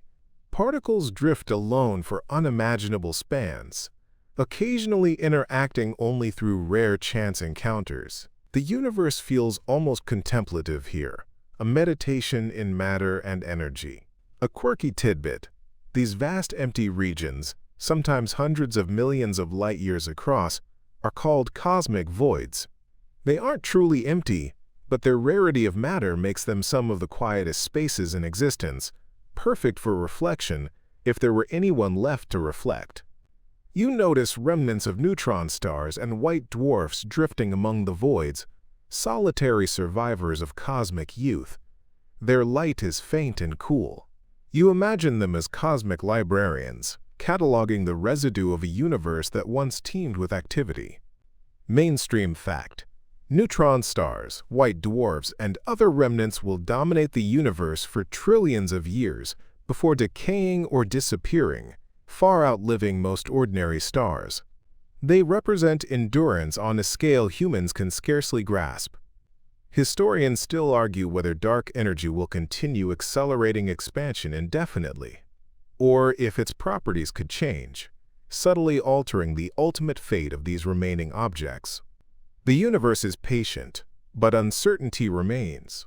The oldest light continues, stretching and fading but never entirely gone. It is the persistent whisper of beginnings, a cosmic memory that outlasts nearly every other phenomenon. Even as structures vanish, it remains, carrying the story of creation silently across the expanding void. Third gentle joke: it's like the universe keeps a diary no one can read. You float in this meditation, feeling the universe's rhythm in your own body and mind. Patience, endurance, subtlety, these are the qualities that now define reality. Everything else, the drama, the spectacle, has faded, leaving only the hum of persistence and the gentle echo of the oldest light. Your perception and the universe's pace converge. You understand that existence does not require constant change or activity to be meaningful. The quiet, persistent hum of the cosmos itself is enough. The universe stretches endlessly around you, a stage almost entirely devoid of the drama that once defined it.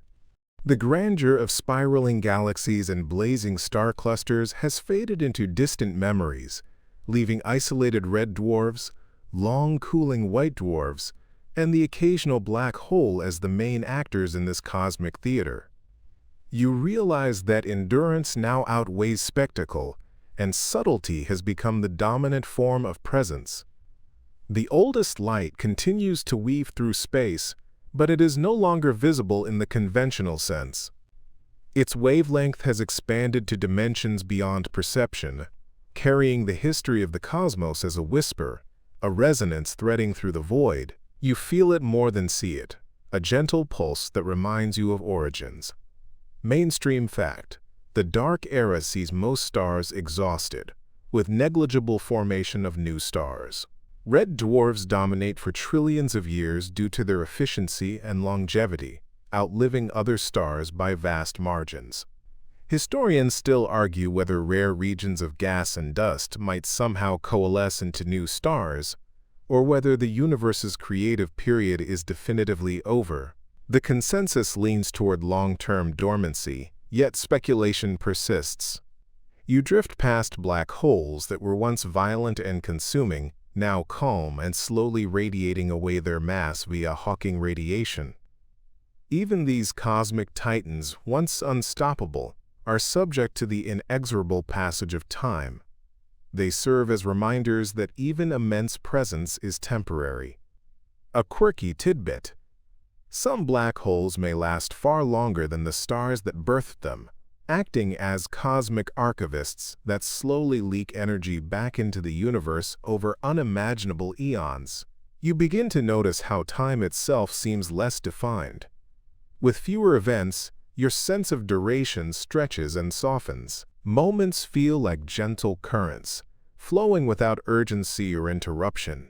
The universe is teaching you patience not through lessons, but through experience. Second gentle joke. The universe has basically turned into an eternal waiting room, and everyone else has already left. Vast voids dominate the landscape now. Gravity's influence dwindles across these regions, leaving particles and remnants adrift. The scale of emptiness is overwhelming, yet calming. Isolation is no longer frightening, it is contemplative, almost meditative. Mainstream fact. As expansion accelerates, galaxies beyond the local group will eventually drift out of causal contact, creating effectively isolated universes within the larger cosmos. Historians still argue whether dark energy might change over time, potentially altering the ultimate fate of these regions. Even the constants of existence seem open to debate when viewed on such vast scales. You pass a solitary white dwarf, cooling slowly, a small beacon in the endless dark. Its remaining photons are a testament to endurance, a quiet persistence in a fading universe. These remnants act as cosmic fossils, preserving the subtle history of the stars they once were. A quirky tidbit. Some white dwarfs may crystallize entirely over trillions of years, forming solid stellar remnants, essentially turning into cosmic diamonds, floating silently in space. The oldest light hums steadily in the background, stretching across scales and blending with the quiet hum of expanding space. It is a gentle reminder of beginnings, unaltered by time or distance. You sense the continuity of the cosmos, even as dramatic events vanish. Third gentle joke. The universe is now basically an eternal meditation app with infinite background sound. Black holes, white dwarfs, neutron stars, all that remains is minimal yet persistent. You observe their slow interactions, their endurance, and you feel a deep kinship with this patient universe. Change is rare, but persistence is powerful. Even absence has its own rhythm. Mainstream fact. Protons may decay over extreme timescales, and if they do, even these remnants will gradually disintegrate, leaving behind a universe dominated by radiation, neutrinos, and the faint echo of photons. Historians still argue whether proton decay will actually occur or whether matter will persist indefinitely. The uncertainty adds a layer of quiet mystery to the universe's long-term evolution. You begin to merge your awareness with the rhythm of cosmic endurance. The universe's patience becomes a tangible sensation, its subtle hum, a lullaby of persistence. You understand that meaning does not require spectacle.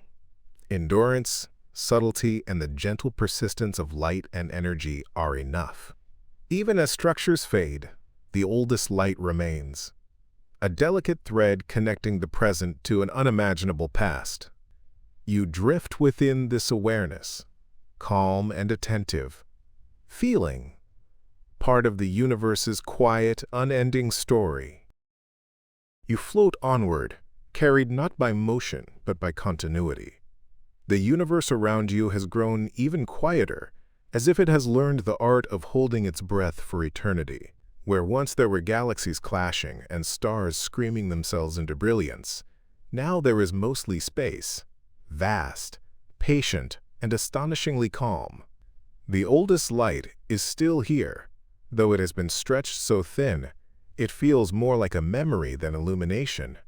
This is the era where endings stop feeling dramatic and start feeling gentle. Things do not vanish suddenly. They simply thin out, spread apart, and soften until absence becomes the dominant texture of reality. You sense that the universe is not dying in the way stories usually describe death. It is settling. Mainstream fact. As the universe continues expanding, temperatures asymptotically approach absolute zero, creating what cosmologists often call the heat death scenario, a state of maximum entropy where no useful energy gradients remain. Historians still argue whether heat death is the final, unavoidable outcome, or whether unknown physics might introduce a late-stage reversal, decay, or transformation. On these timescales, certainty becomes philosophical rather than empirical. You pass through regions where even particles are rare. Not emptiness exactly. More like extreme minimalism.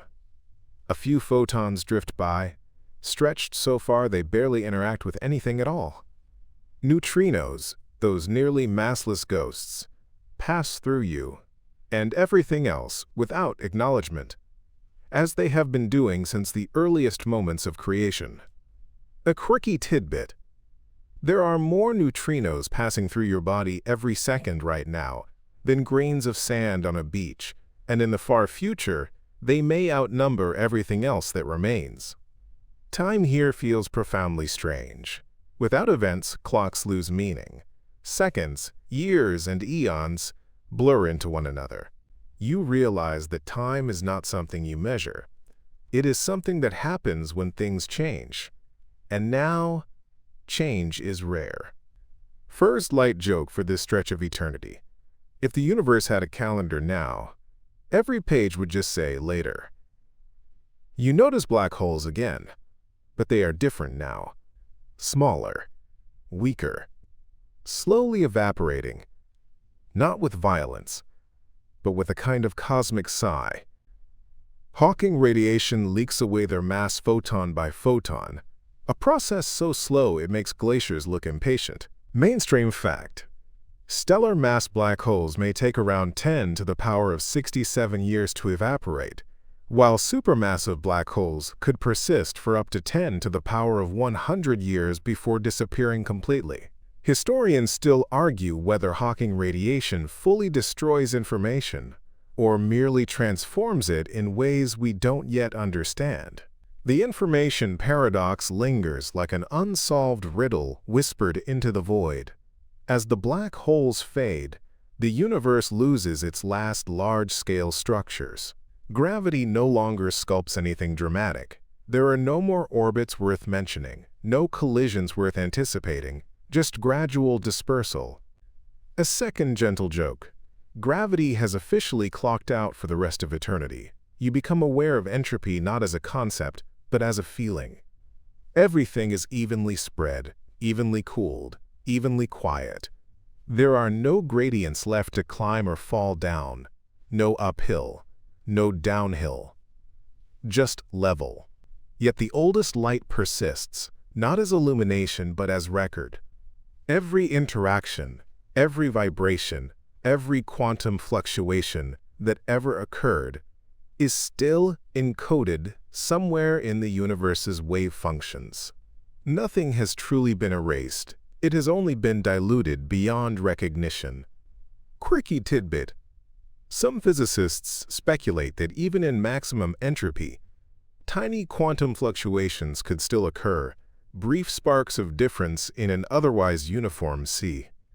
Historians still argue whether such fluctuations could ever build into something meaningful again, or whether they remain forever small, like static on an empty channel. You drift through what could be called the universe's memory foam. Slow to respond, slow to forget, gently absorbing everything that ever was. It doesn't judge. It doesn't prioritize. It simply holds. Third light joke. The universe has finally achieved inbox zero. In this state, the idea of beginnings and endings feels almost childish. There is only continuation, smooth, unbroken, and endlessly patient. The oldest light, now unimaginably cold and long wavelength, is still part of you. You are inside it, and it is inside you, if such distinctions still matter. You relax into the realization that silence is not absence, stillness is not emptiness, and an ending stretched across infinity feels remarkably like rest. You continue, not forward, not backward, but onward in the only direction left: persistence. The universe no longer feels large or small. Scale has lost its grip on meaning. Distances exist, but nothing travels them with urgency. The oldest light has thinned into wavelengths so long they wrap around existence like a slow, looping sigh. Here, you notice something subtle. Even without stars, without galaxies, without drama, the universe still isn't nothing. It is structured in its own quiet way. Quantum fields still hum faintly, like machinery left on standby forever. Space itself is active, restless in microscopic ways, even when macroscopic change has all but stopped. Mainstream fact: modern physics describes empty space not as true emptiness, but as a vacuum filled with fluctuating quantum fields, where particles can briefly appear and vanish. Historians still argue whether these vacuum fluctuations are fundamental features of reality or mathematical artifacts of our current theories. Either way, the silence is not complete. You drift through regions where particles decay. Protons, once thought to be eternal, may not be. If grand unified theories are correct, even they eventually fall apart, dissolving matter into lighter components that spread ever thinner. Quirky tidbit: if proton decay occurs, a single proton could last longer than the current age of the universe by trillions upon trillions of times, making it one of the most patient things imaginable. Time stretches so far that numbers become metaphors. When physicists say, after 10 to the power of 34 years, they aren't really counting. They're gesturing at, so long that nothing familiar survives. You feel memory itself becoming abstract. Not memory in the human sense. No stories, no images, but memory as imprint. The universe remembers its past through constraints, conservation laws, symmetries. The fact that things behave the way they do because they always have. First light joke of this section: even after everything ends, the universe still follows the rules it wrote for itself. You pass what remains of particles interacting so rarely that an encounter is more surprising than a miracle. A lone electron drifts for eons before brushing against anything else, and when it does, it's less a collision and more a polite acknowledgement. Mainstream fact: as density drops, interaction rates fall dramatically, meaning meaningful physical events become exponentially rarer over time. Historians still argue whether event even remains a useful concept in such a dilute universe, or whether reality becomes effectively static. Without change, awareness becomes strange. You are not bored. Boredom requires expectation. Instead, there is a soft neutrality, like lying awake at night, not thinking of anything in particular, just existing between breaths. Second gentle joke: insomnia would be impossible here. There's nothing left to overthink. You sense that the oldest light has become more symbolic than physical. It is no longer something you see or feel. It is the reason structure ever existed at all. A fossil, not in stone, but in mathematics. Quirky tidbit: some speculative models suggest that information from the early universe could, in principle, still be reconstructed from subtle correlations in quantum fields, even at the end of time. Historians still argue whether such reconstruction is physically meaningful or merely a theoretical curiosity, like trying to rebuild a novel from the smell of its pages. As black holes finish evaporating, the universe loses its last great engines of complexity. No more horizons. No more swallowed light. Everything is finally, irrevocably out in the open. Third light joke: the universe has removed all spoilers because there's no plot left, and yet peace settles in. Not because everything worked out, but because struggle requires contrast, and contrast is gone. The universe is evenly spread, evenly calm, evenly quiet. You realize something profound in this stillness. Existence doesn't need witnesses to be valid. The universe does not require observation to continue. It simply does.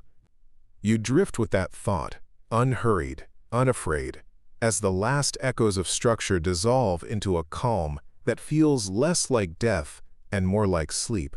You remain suspended in that calm, and for a long while, whatever while means now, nothing demands your attention. The universe has become an even tone, like a sustained note held so long it stops sounding like music and starts sounding like air itself. If there were clocks, they would have rusted into irrelevance. If there were calendars, their pages would be blank, not because nothing happened, but because nothing needed marking. This is the era physicists sometimes call the long fade. Not an ending, not an explosion, not even a collapse, just a gradual thinning of significance. Energy differences flatten, temperature differences vanish. Everything approaches the same quiet equilibrium, the same lukewarm sigh. Mainstream fact: this state is often referred to as heat death, where entropy reaches a maximum and no useful work can be extracted from the universe. Historians still argue whether death is a misleading term here, since nothing actually stops existing. Change just becomes impossible. You drift through space that has lost its landmarks. Without stars or galaxies, direction becomes meaningless. There is no up or down, no here or there, only being. Even motion feels theoretical. You could be moving, or you could be perfectly still, and no experiment would ever tell the difference. Quirky tidbit: in such a uniform universe, even defining location becomes tricky, because location only matters relative to something else, and there is nothing else left to compare against. You feel the oldest light not as illumination, but as history embedded in the laws of physics themselves.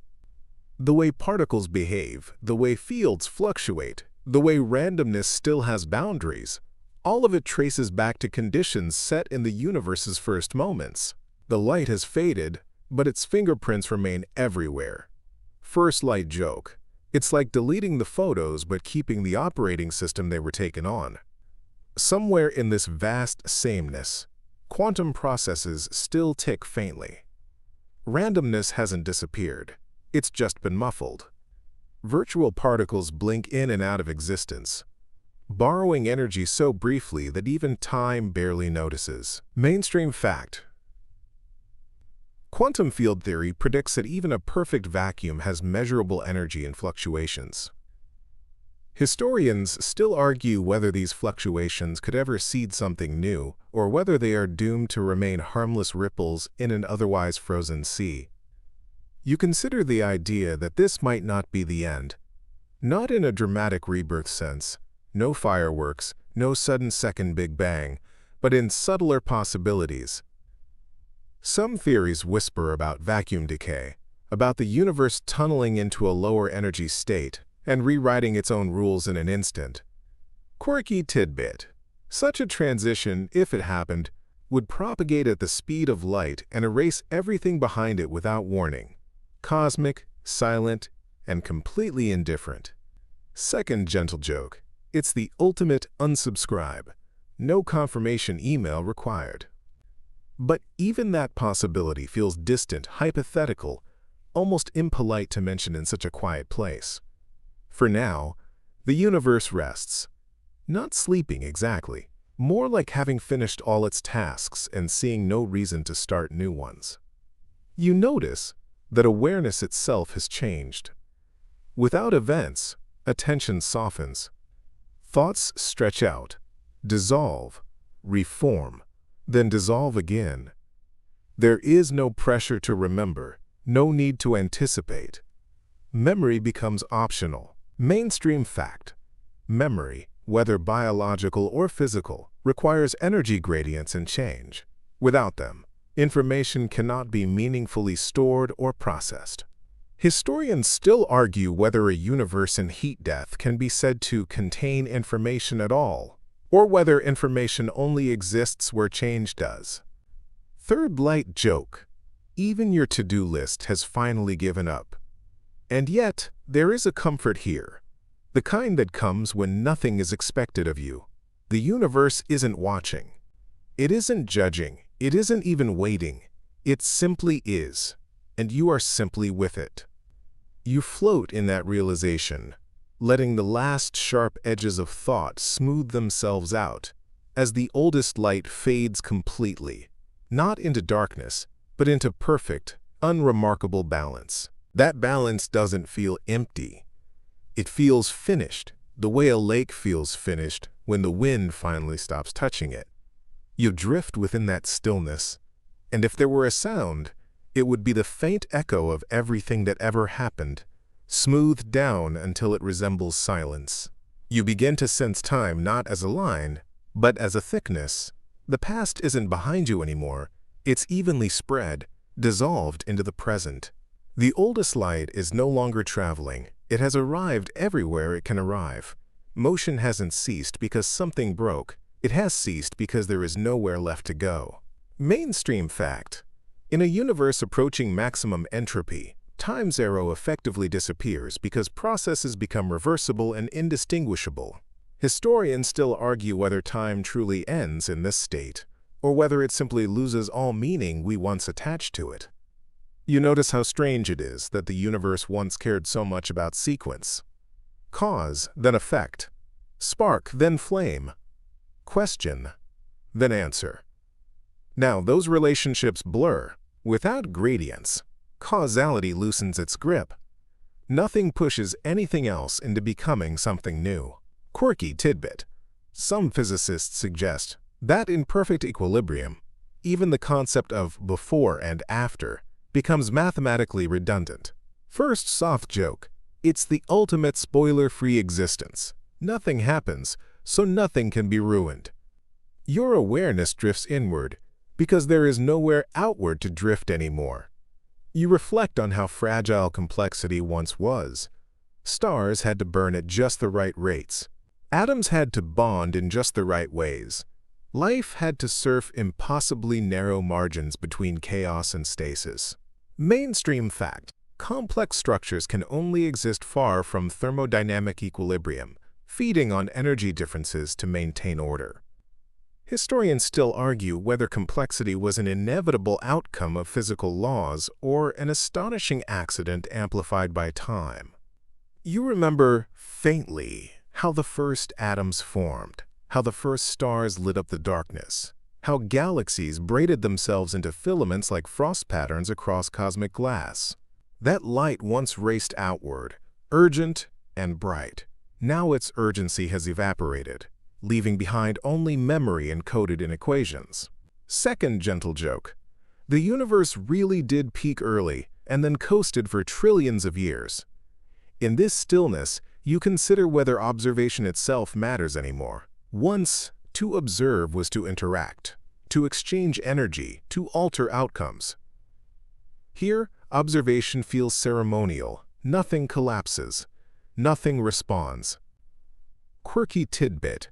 Without interactions, quantum superpositions could, in theory, persist indefinitely. States neither decided nor resolved. Historians still argue whether measurement requires an observer at all, or whether the universe has always been measuring itself. You sense that if consciousness existed here, it would be diffuse, less like a mind, more like a temperature. Awareness spread thin, evenly distributed, without focus or urgency. No fear, no desire, just presence. Mainstream fact. Consciousness as we understand it requires dynamic systems, feedback loops, and energy flow, conditions absent in a heat-dead universe. Third light joke. Even existential dread has run out of fuel. And yet, something lingers, a kind of cosmic aftertaste. The laws of physics themselves still hum, faint but consistent, like machinery left on standby forever. They remember what they once allowed. You float with that hum, letting it carry you as the universe rests in its final, patient neutrality. The hum you're drifting in doesn't fade. It doesn't grow louder either. It simply exists, evenly spread, like the idea of sound rather than sound itself. You rest inside it, and for the first time you realize that even stillness has texture. If motion once defined the universe, then this phase defines acceptance, not resignation. Acceptance. Nothing is trying to become anything else. The cosmos has stopped negotiating with itself. You notice how memory behaves here. Not memory the way you know it. No images flashing, no emotional spikes, but memory as structure. The rules that once shaped stars and minds remain intact, even if nothing uses them anymore. Like a library with the lights on and no readers left. Mainstream fact. Physical laws do not decay over time. Even in a cold, dilute universe, constants such as the speed of light and Planck's constant remain unchanged. Historians still argue whether laws of physics are truly fundamental or emergent patterns that only make sense in active universes. You let that idea settle. Laws waiting patiently. Equations without events. It's oddly comforting, the way an empty train station can be comforting at night. Proof that journeys once happened and could, in theory, happen again. Quirky tidbit. Some cosmologists speculate that an equilibrium universe could spontaneously fluctuate into a lower entropy state. Though the odds are so absurdly small, they make winning every lottery on Earth look routine. First soft joke. The universe technically could reboot. It just really doesn't feel like it. Time here feels less like a direction and more like a property, the way temperature used to be. You don't move through time, you are steeped in it. Every moment is equally uneventful, equally complete. You recall how ancient humans once tried to imagine the end of everything. Fire, floods, judgment days. They always pictured drama, thunder, final words. But the universe, true to form, chose something quieter. No curtain call, just a slow dimming until even dimming became unnecessary. Mainstream historical fact. Early cosmological models often assumed a cyclic universe, influenced by ancient philosophies that favored eternal return over permanent endings. Historians still argue whether those cyclic intuitions were philosophical comfort or surprisingly prescient guesses. You float past the remnants of what were once particles. Not moving, not interacting, merely existing as probabilities stretched thin across immense space. Matter hasn't vanished, it has relaxed. Second gentle joke. Turns out the universe didn't explode at the end, it just lay down. In this state, questions feel different. Why loses its sharpness? There's no urgency to explain, no pressure to resolve. Curiosity without hunger, wonder without pursuit. You think about intelligence, how rare it once was, how fiercely it clung to narrow windows of stability.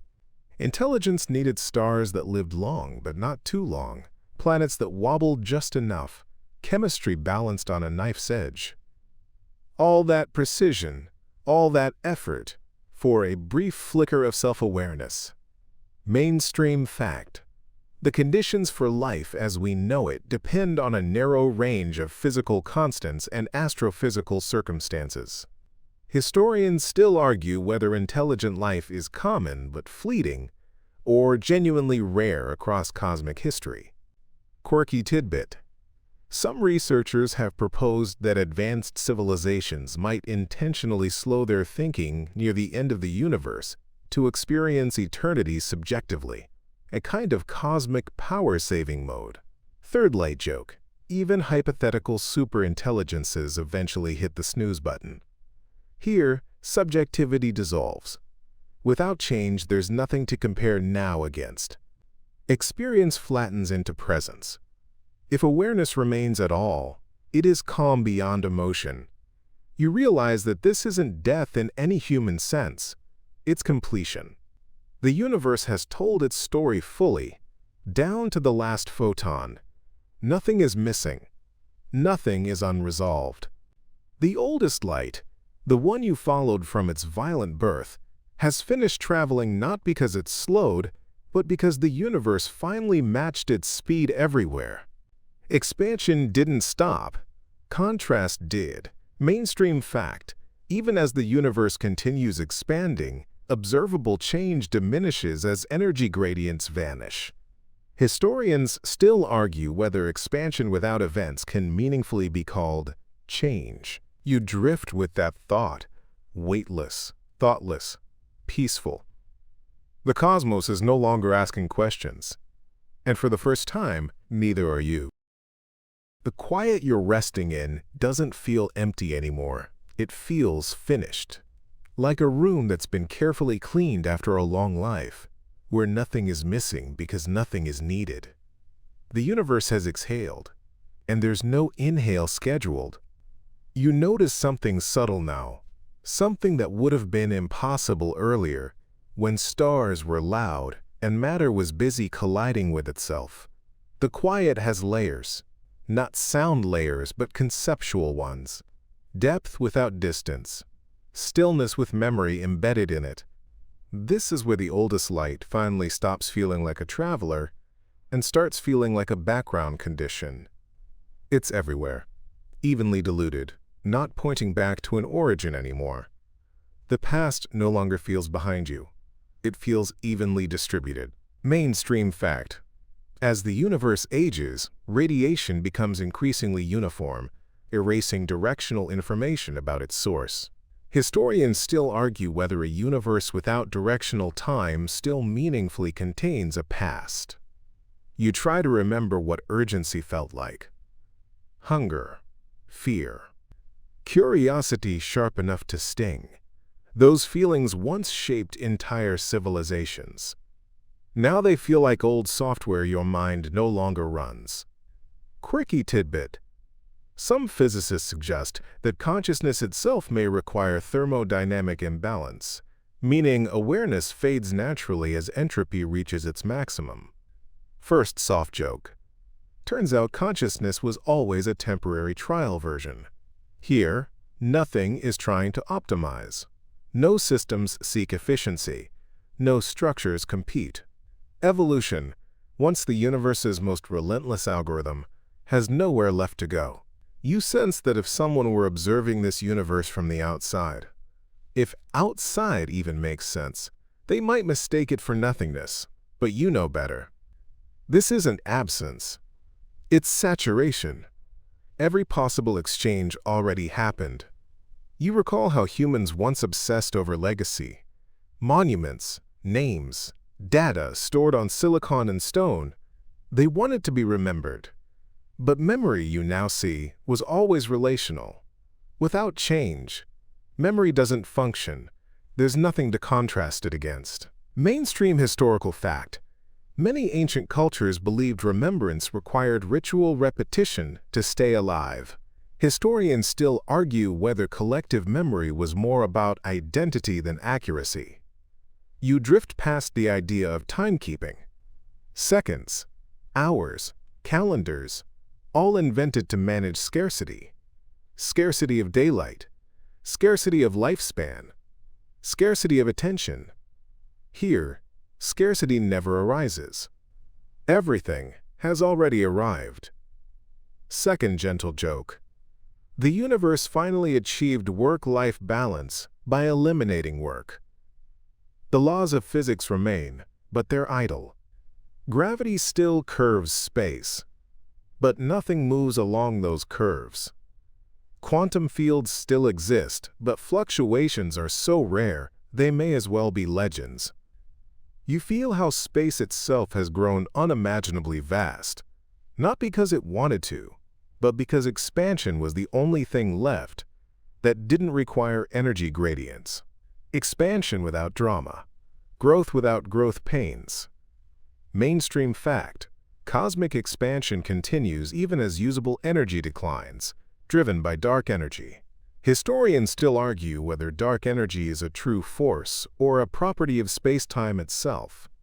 You think about how the universe once glittered, not just visually, but statistically. So many improbable things happening at once. Nuclear fusion, chemistry, life, thought. Each one stacked on top of unlikely conditions like a cosmic house of cards. Quirky tidbit. If physical constants differed by even tiny fractions, complex structures might never have formed at all. Third light joke. The universe nailed the settings on its first try and then never touched them again. Now improbability has been used up. Not exhausted, fulfilled. Like a story that has reached its final sentence and doesn't need a sequel. You notice something else fading. Narrative. Without change, there's no story arc. No tension. No resolution. Because resolution already happened everywhere at once. This is where myths would usually insert rebirth. A new cycle. A cosmic phoenix. But the universe doesn't seem interested in symbolism anymore. It doesn't deny rebirth. It just doesn't hurry toward it. Mainstream historical fact. Cyclic cosmologies appear in Hindu, Stoic, and early modern scientific thought. Historians still argue whether cyclic models reflect observational hints or philosophical preference. You settle deeper into this finishedness. There's no boredom here. Boredom requires expectation. There's no loneliness either. Loneliness requires separation. If awareness still exists, it's spread thin, like a mist rather than a point. No you distinct from surroundings.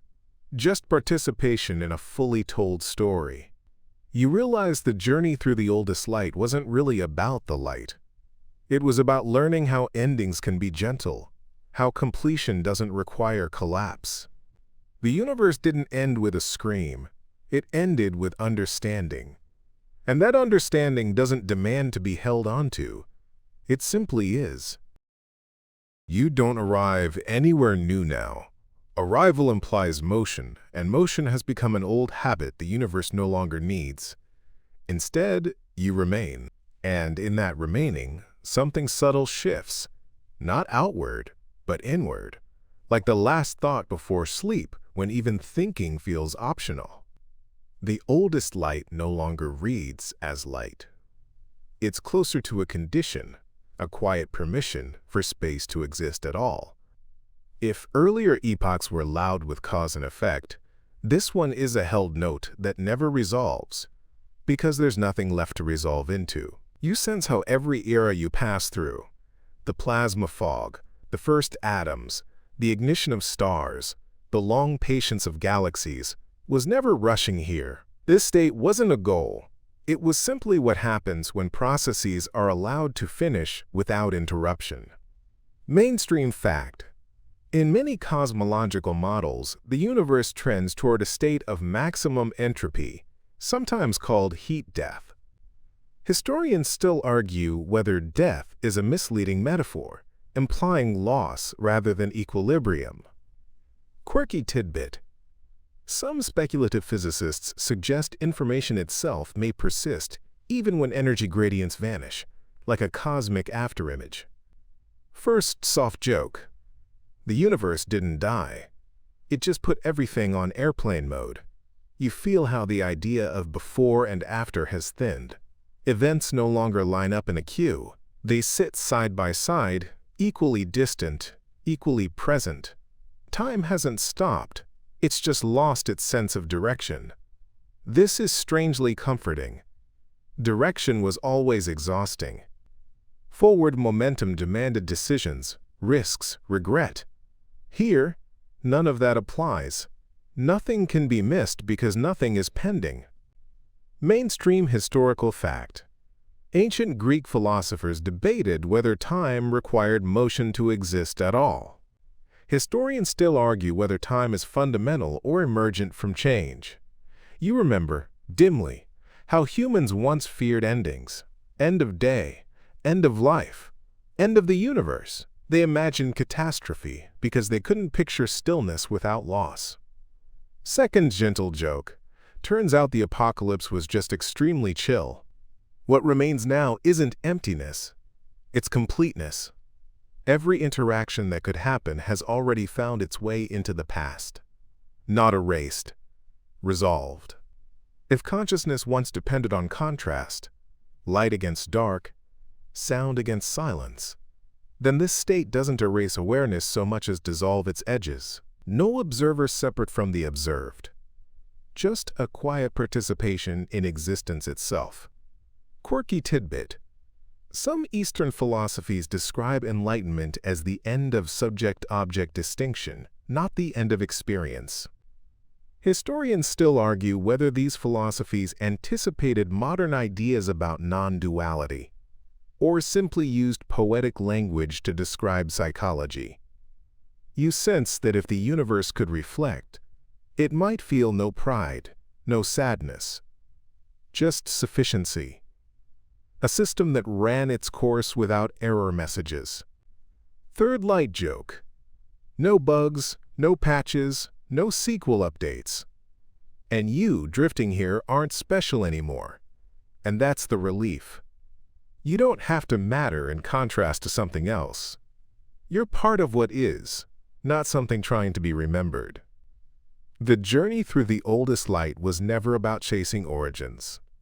It was about learning how vast processes end, not abruptly, but gradually, politely, like a conversation that trails off because both sides have said everything they needed to say. Nothing pulls at you now. No gravity of plot. No need to understand further. And in that absence of need, rest finally makes sense. You don't have to hold any of this in your mind. The universe already did the holding for you. The oldest light, the longest arcs of time, the quiet resolution of everything that once burned and collided, they don't ask to be remembered precisely. They only ask to be felt, faintly, like warmth lingering in a room after a lamp is switched off. As you settle into your own stillness, notice how your breathing doesn't rush. It doesn't need to prove anything. In and out. Expansion and release. A tiny echo of the same rhythm that once shaped galaxies. You've spent tonight traveling farther than distance allows, moving through epochs without effort, watching beginnings soften into middles, and middles relax into endings that don't sting. If your thoughts drift, that's not failure, it's alignment. The universe itself learned how to let go by continuing gently. There's nothing left to anticipate. No cliffhanger waiting. Just the permission to rest inside a story that has already been told. Beautifully and completely. If sleep comes, let it come without ceremony. If wakefulness lingers, let that linger too. Both are temporary states inside a much larger calm. The oldest light doesn't judge whether you're awake or asleep. It surrounds you either way. So allow your awareness to dim naturally, like a star finishing its long, generous glow, not collapsing, not vanishing, just becoming part of the background that holds everything else. You don't need to follow the universe any farther tonight. It's already where it needs to be, and so are you. Sweet dreams.